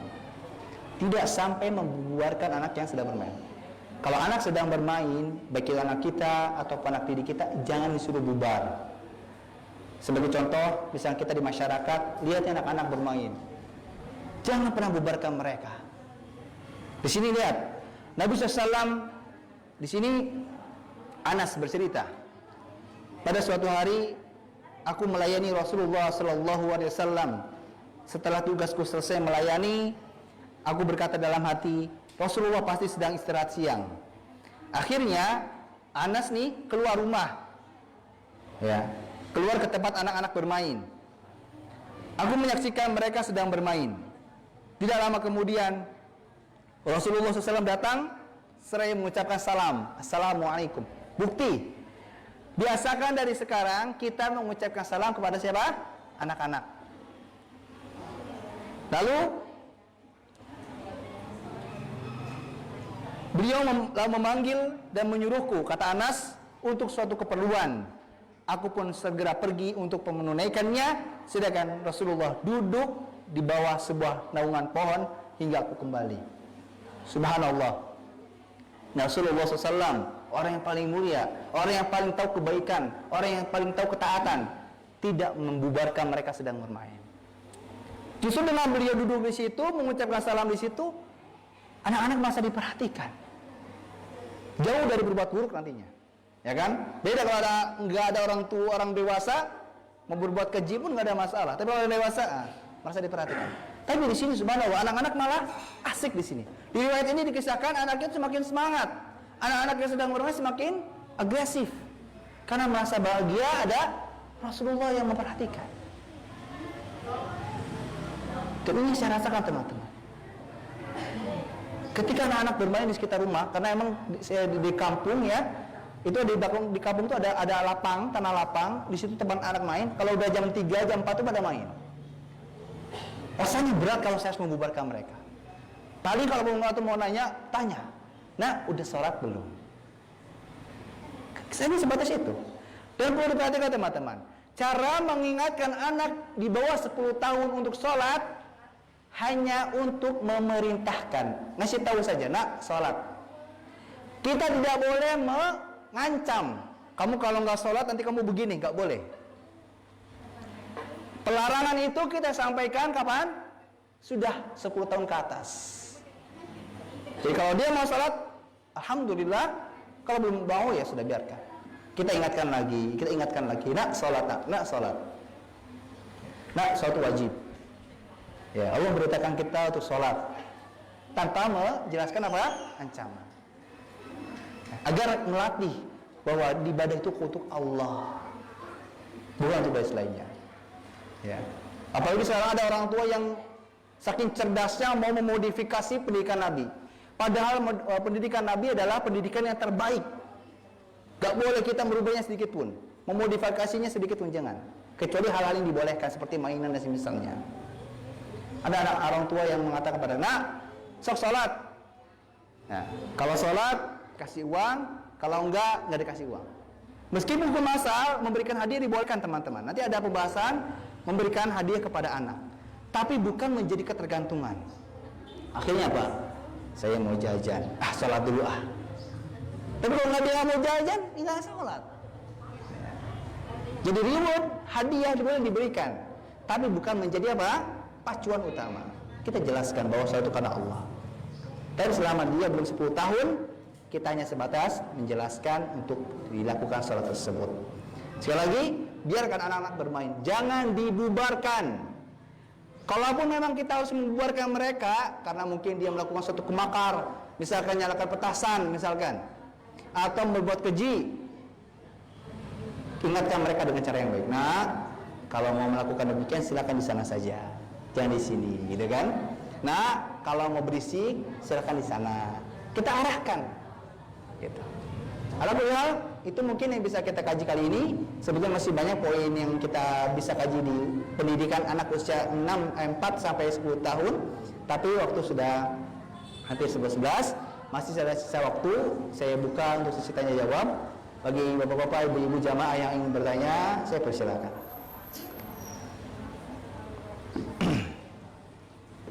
Silakan yang mau nanya boleh langsung atau mau lewat kertas boleh.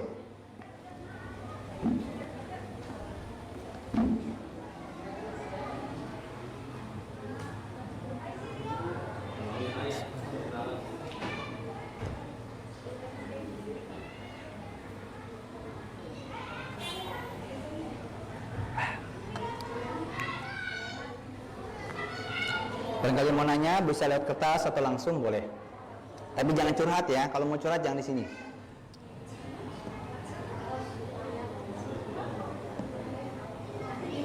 Mudah-mudahan paham ya penjelasan tadi. Jadi intinya dalam mendidik anak itu berikan ruang untuk mereka berkembang. Jadi jangan paksakan mereka mengikuti keinginan kita. 100 kan banyak. Masya Allah. Dan termasuk sebagai pelengkap teman-teman, ketika kita mau mendidik mereka, misalkan contoh, ibu-ibu mohon tenang agar bisa fokus mendengarkan, agar teman-teman yang di sampingnya tidak terganggu.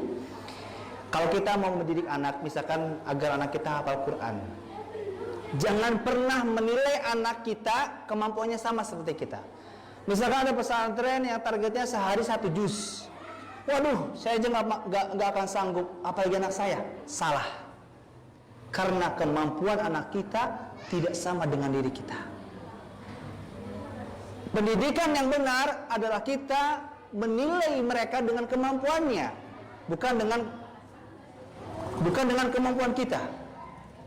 Sekali lagi, jangan pernah menyamakan kepribadian kemampuan anak diri kita dengan kemampuan kita. Kita masuk ke sesi tanya jawab. Pertanyaan pertama, bolehkah Assalamualaikum warahmatullahi wabarakatuh. Bolehkah melarang anak beli mainan jika mainan yang ada sudah banyak? Selama anak kita membutuhkan, tidak ada masalah. Termasuk meskipun sudah banyak, misalkan sudah rusak, nggak apa-apa dibelikan. Tapi kalau misalkan sudah banyak, sudah pada masih pada benar bisa dipakai, lalu misalkan mainannya sama, kita sampaikan, nah mainannya kan ini sudah ada, ya. Kalau mau beli mainan, silakan beli mainan yang memang belum dipunya. Yang belum beli, silakan beli. Kalau memang kita punya uangnya. Kalau kita nggak punya uangnya, anak kita mau beli, kita sampaikan, nah untuk saat ini ayah, bunda, abi, umi, bapak, mama belum punya uang. Insya Allah nanti kalau sudah punya uang kita beli ya. Kalau kita punya uang, kita belikan. Tunaikan janji kita. Kalau mainannya sudah banyak, boleh. Selama dia butuhkan, dia mau, kita belikan. Dengan catatan, kita berikan penjelasan bahwa kalau ada mainan yang belum dibeli, silakan beli. Kalau yang sudah beli mah nggak usah. Tapi kalau dia paksa, kita belikan. Karena bisa jadi kenapa dia minta beli lagi, dia punya tujuan yang kita tidak tahu. Ya misalkan tangannya patah satu, misalkan, tapi kita nggak tahu, gitu kan? Atau mungkin mainan itu sudah catnya luntur, nggak bagus gitu kan, akhirnya dia minta beli lagi, nggak ada masalah selama ada manfaatnya, ada tujuannya.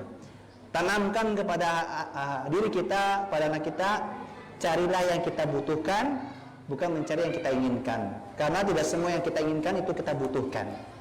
Wallahu ta'ala alam. Jadi boleh ya, selama itu dibutuhkan. Bagaimanakah tata cara atau adab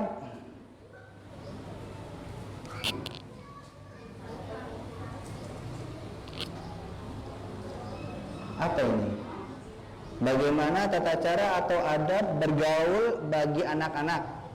Menurut pandangan agama Islam, manakah yang lebih baik dari kedua pernyataan ini? Bergaul dan perbanyak teman dengan siapapun, hati-hati dalam bergaul dan memilih teman. Mohon penjelasannya. Baik. Ayo, anta jazakallahu khairan. Dua pernyataan ini dibenarkan semuanya. Kita diperintahkan untuk bergaul, karena nanti ada kaitannya bergaul dengan apa? Uzlah, menyendiri.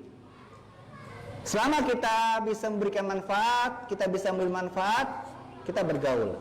Selama kita melihat bergaul itu banyak mudaratnya, teman-temannya pada nggak benar, sholat ibadah nggak mau, sukanya berjudi, misalkan sukanya berkata kotor, kasar misalnya, maka uzlah menjadi lebih baik.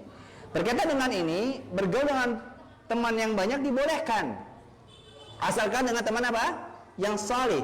Karena teman yang saleh memiliki syafaat, bisa menarik tangan kita dari neraka menuju surga. Karena inilah peran teman yang saleh, teman yang baik akan mempengaruhi kepribadian seseorang. Makanya nasihat Ibnu Jauzi rahimahullah, ini pun nasihat saya kepada teman-teman. Saya sekarang kenal sama teman-teman, meskipun saya baru pertama kali kesini, meskipun belum lama, setidaknya teman-teman sudah kenal saya pun setidaknya sudah kenal wajah teman-teman, meskipun belum hafal nama. Kalau teman-teman kelak di akhirat tidak melihat saya di surganya Allah Subhanahu wa taala, maka tanyakan kepada Allah, di mana fadli? Jika saya berada di nerakanya Allah, tariklah tangan saya, bawalah saya ke dalam surganya Allah Subhanahu wa taala. Karena teman yang saleh sangat berpengaruh di dunia dan akhirat kita. Jadi kita tanamkan pada anak-anak kita untuk bermain, berteman dengan teman yang banyak, asalkan apa? Saleh. Maka ketika ada anak yang punya teman 1, 2 tapi saleh, itu lebih baik daripada 10 teman tapi nggak baik, nggak saleh. Maka di sini cari teman yang saleh.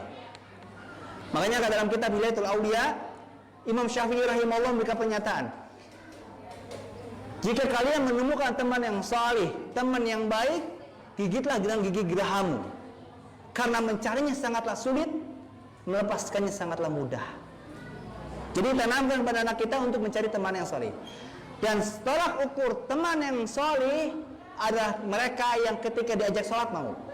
Jadi adik-adik nih, kita tanamkan pada anak-anak kita, nah, kalau ada teman kamu yang diajak sholat mau, itu teman yang saleh. Kalau ada teman kamu yang dia lihat kamu berbuat salah, itu teman kamu. Tapi sebaliknya, kalau ada teman kamu berapapun jumlahnya, waktu azan berkumandang dia tidak mengajak kamu sholat, kamu ngajak dia nggak mau, tinggalkan. Makanya saya gampangnya, kalau teman-teman yang nggak baik sama teman yang nggak saleh, cukup tahu saja, cukup kenal nama saja, tidak perlu dekati dia dan tidak perlu bergaul dengan dia. Karena perumpamaan bergaul dengan teman itu seperti apa? Minyak wangi kalau untuk teman yang baik, pandai besi untuk teman yang buruk. Ya, kita bersama mereka, kalau bersama teman yang baik, minyak wangi, kita akan kecium baunya, kita pun akan bisa mencicipi minyak wangi tersebut. Jika kita berteman dengan teman yang buruk, teman yang tidak baik, seperti berteman dengan teman pandai besi, meskipun kita nggak sampai dekat, minimalnya kita kepercikan apinya. Atau meskipun nggak percikan apinya, kita apa? Bajunya bau apa? Bau besi ya. Ini pengaruhnya dahsyat sekali teman-teman. Maka adik-adik juga perlu diperhatikan teman bergaulnya. Kita sebagai guru lihat, kalau ada peserta didik kita yang nggak baik, tegur dia, nasihati dia. Nah, kamu mau jadi teman yang baik tidak? Kalau mau jadi teman yang baik, maka bertemanlah dengan teman yang baik. Kalau kamu mau jadi teman yang saleh, jadilah anak yang saleh. Apa itu saleh? Kalau Allah menjelaskan, saleh maknanya adalah dia yang menunaikan hak Allah, menunaikan hak manusia. Itu saleh. Ya. Di sini boleh kita memberitakan pada mereka untuk berteman dengan teman yang banyak, asalkan apa? Saleh. Lalu kita pun berikan waspada, hati-hati dalam bergaul dengan teman yang tidak baik. Jadi dipadukan. Jadi enggak saling bertentangan. Justru dua pernyataan ini saling melengkapi. Kita memerintahkan mereka untuk berteman dengan teman yang baik, kita pun memberikan waspada. Jangan berteman dengan teman yang salah, teman yang tidak saleh. Wallahu ta'ala.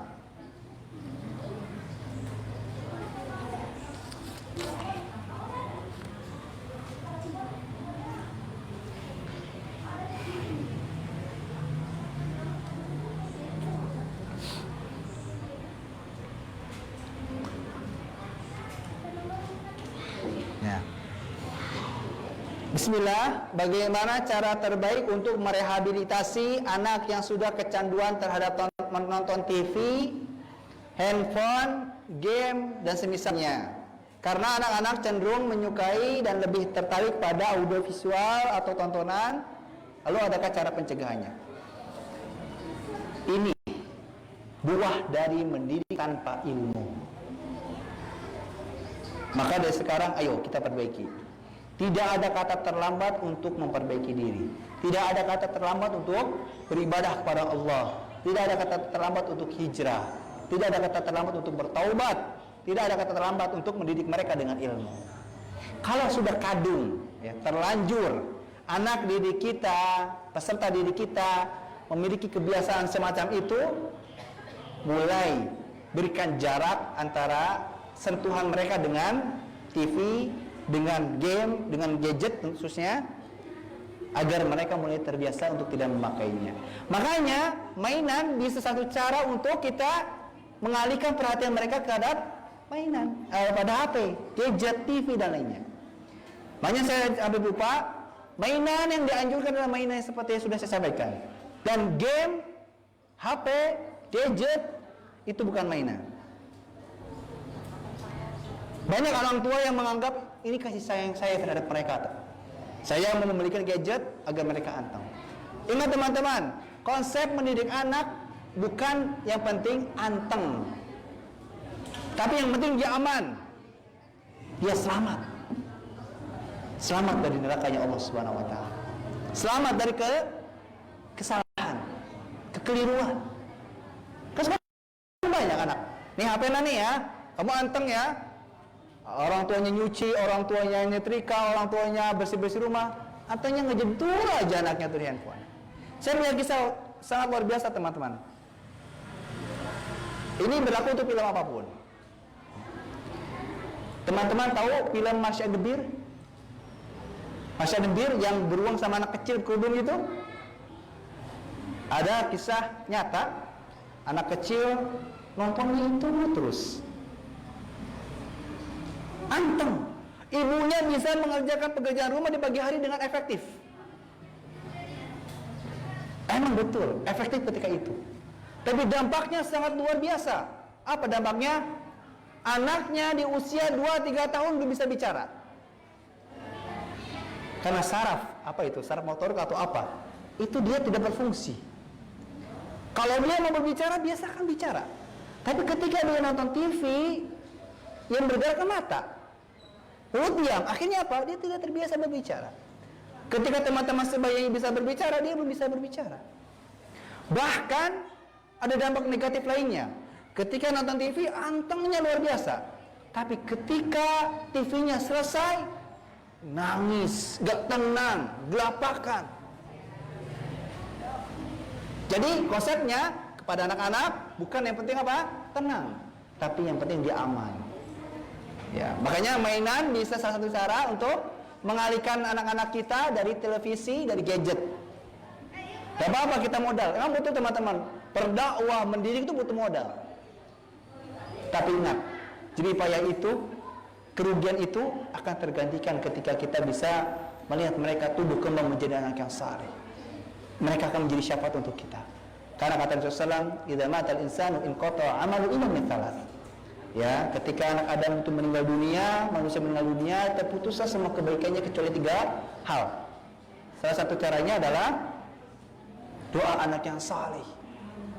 Seperti penjelasan pertama, anak yang saleh akan menjadi sebab doanya kita masuk surganya Allah Subhanahu Wa Taala. Jadi mulai sekarang jangan biasakan anak nonton TV. Apalagi kalau di TV-nya, maaf, kalau bisa saya sarankan kalau teman-teman punya rezeki, pasang parabola Islam agar mereka terbiasa tontonan Islam. Ya, bukan dengan televisi yang banyak auratnya. Makanya ayo kita sama-sama memperbaiki, jangan sering nonton televisi teman-teman. Ya, memang berat teman, untuk merubahnya berat sekali. Tapi kita berdoa pada Allah, mudah-mudahan Allah berikan kemudahan untuk kita merubahnya. Apapun tontonan itu, mau sinetron, berita itu nggak benar, jangan. Kenapa? Karena di situ ada aurat wanita. Ya. Ini hal yang perlu kita perhatikan karena ini hal yang sering disepelekan. Terkadang kita menyepelekan sesuatu yang itu sebetulnya sangat dahsyat dampaknya. Allah Ta'ala alam. Ada pertanyaan lagi?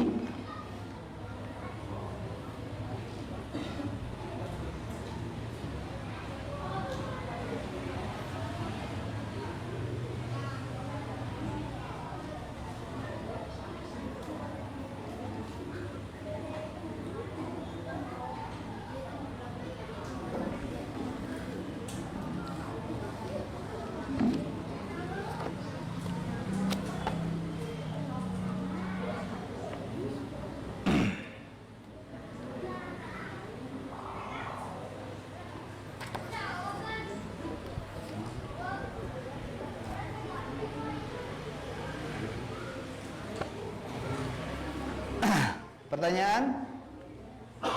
Ustaz, terkadang para orang tua kebingungan.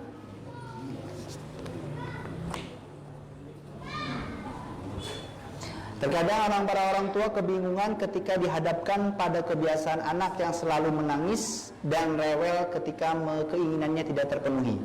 Sedangkan orang tua berusaha menerapkan konsep tidak semua keinginan anak bisa terpenuhi. Tetapi pada akhirnya orang tua malah mengikuti keinginan anak karena rewel, menangis terus. Lalu bagaimana solusi terbaik menyikapi masalah tersebut? Salah satu antisipasi kita dalam mendidik, jangan memberikan keinginan anak menunggu dia nangis. Saya ulangi, jangan pernah memberikan keinginan anak ketika dia menangis. Gampangnya, ketika anak kita menginginkan sesuatu, jangan tunggu dia nangis. Berikan dia sebelum nangis. Apa sebabnya? Karena ketika kita memberikannya dalam keadaan dia nangis, anak akan beranggapan, nah, ternyata kalau saya nggak nangis, saya nggak dikasih. Tapi kalau saya nangis, saya dikasih. Makanya saya akan nangis terus. Akhirnya dia akan terdidik sebagai anak yang mengancam. Sok pak, kalau nggak ngasih, saya nangis. Ini satu hal yang realita. Dan salah satu hal yang menjadi batasan untuk kita memenuhi keinginannya adalah berikan sesuatu yang dibutuhkan. Sesuai penjelasan tadi. Kalau kita punya dan kita melihat ada kemanfaat untuk dia, kita berikan. Tapi kalau kita punya uang, ternyata misalnya dia minta maaf permen atau es krim, tapi qadarullah anak kita sedang sakit, ini jangan diberikan. Tapi kita berikan yang lain. Nah, hijaunya ini aja ya. Sekali lagi ingat teman-teman, ketika kita melarang sesuatu harus memberikan solusinya. Gak beli es krimnya, beli roti lah. Kalau nggak beli roti apa? Beli cilok, gitu kan? Ini jangan sampai kita memberikannya ketika apa? Dia nangis. Dan ingat, anak akan menjadi sebab kita masuk neraka. Dalam hadis yang diriwayatkan oleh hadis sahih, bisa dalam kitab Sahihul Jami' nomor hadis 1990,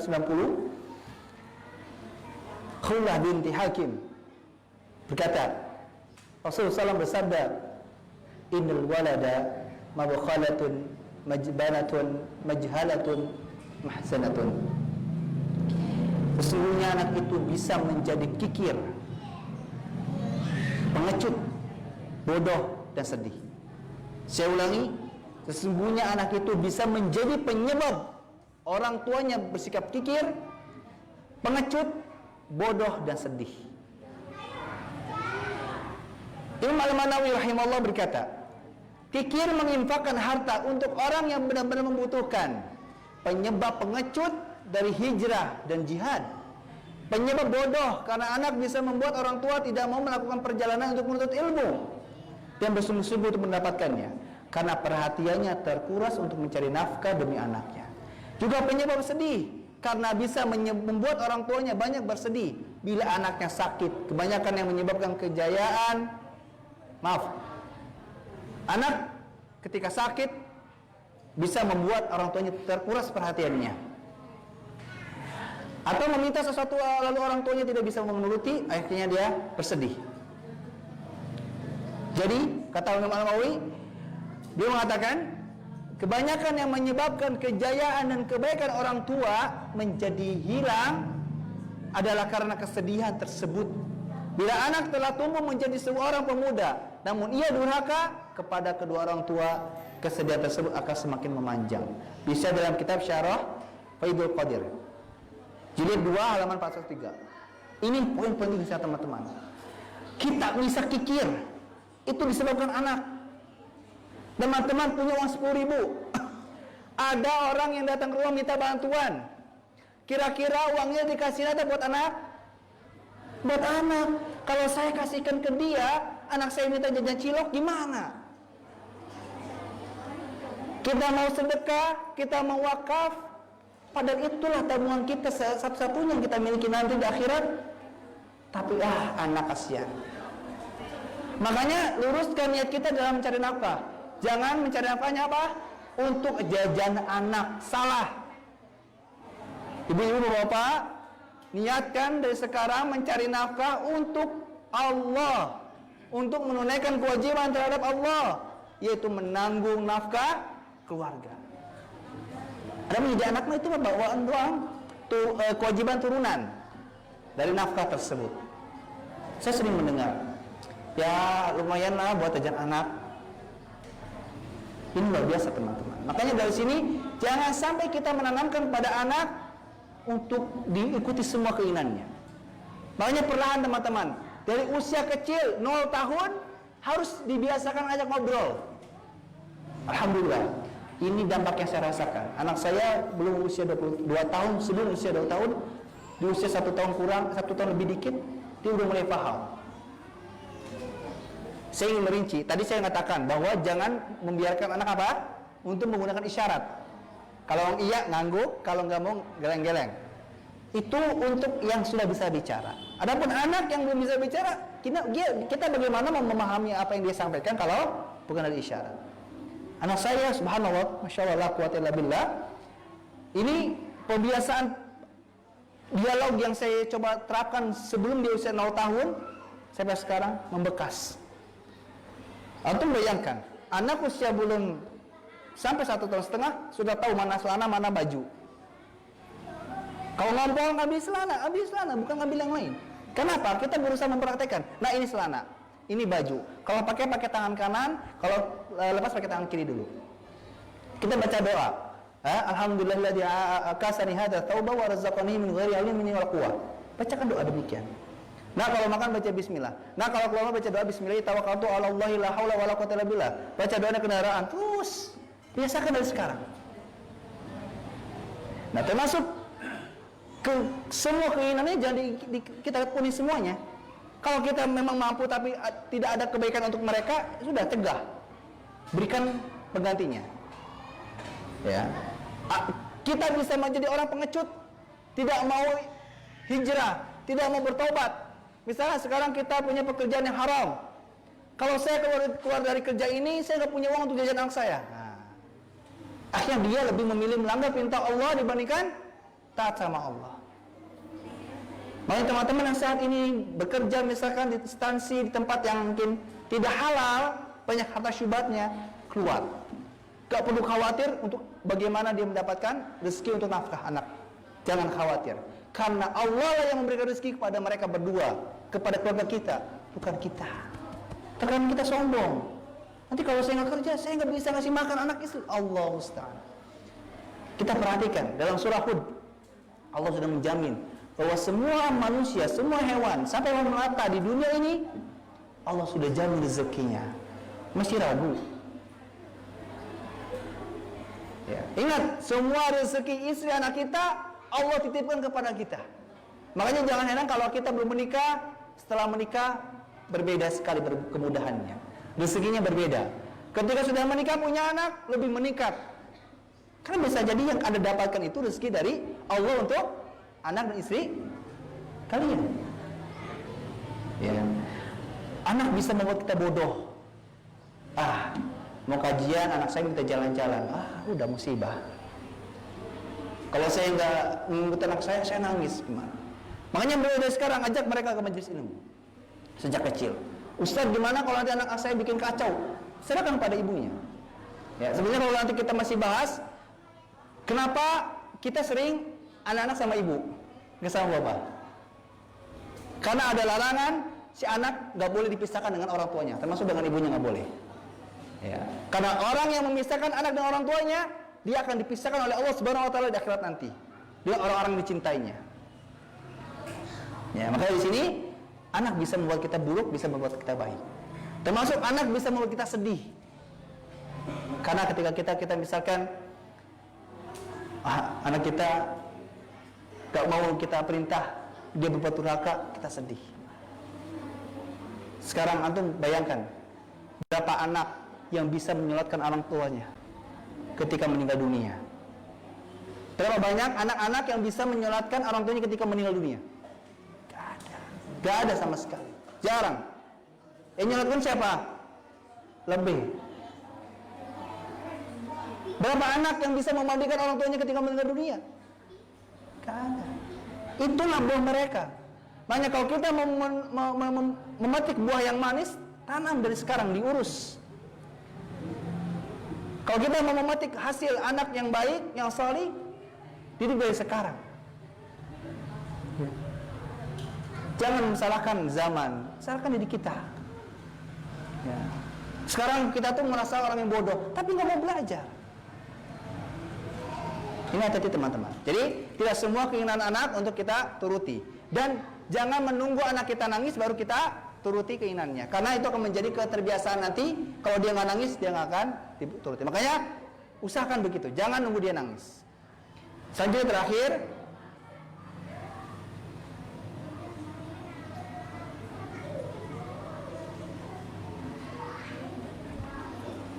apa ini? Ini apa ini? Terigu, sabun, dan lain-lain. Itu mubazir enggak kalau dibuat mainan enggak anak-anak.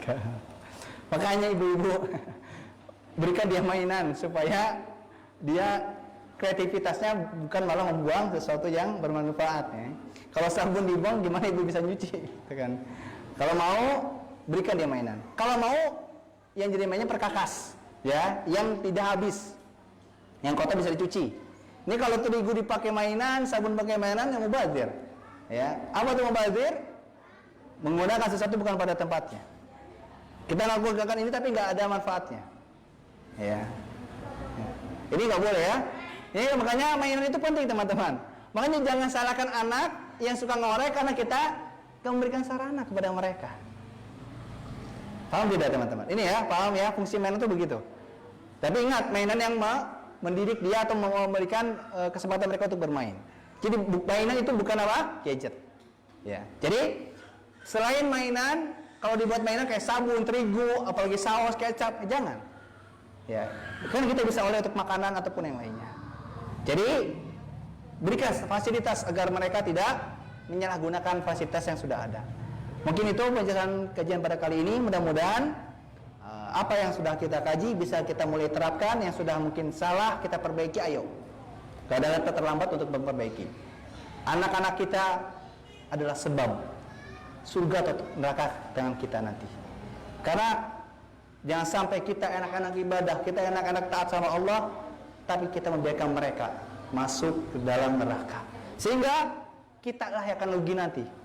Kita akan diseret oleh dia karena sebab dia protes. Ya Allah, aku begini karena sebab orang tua aku tidak mengingatkanku, tidak mengajarku untuk sholat. Makanya sebisa mungkin kita ingatkan. Kalau kita sudah nasihati, kita ingatkan, kita dakwakan, dia nggak mau sholat, gugur kita kewajiban. Tapi kalau kita cuma sholat, usia dia udah 10 tahun, berikan ancaman, pukul dia kalau nggak mau sholat. Ya. Subhanakallah bihamdika, asyhadu an la ilaha illa anta astaghfiruka wa atubu ilaik. Mudah-mudahan ilmu yang sudah kita kaji menjadi ilmu yang bermanfaat. Segala yang benar datangnya dari Allah, segala yang salah datangnya dari diri saya pribadi, yang mohon dimaafkan. Assalamualaikum warahmatullahi wabarakatuh.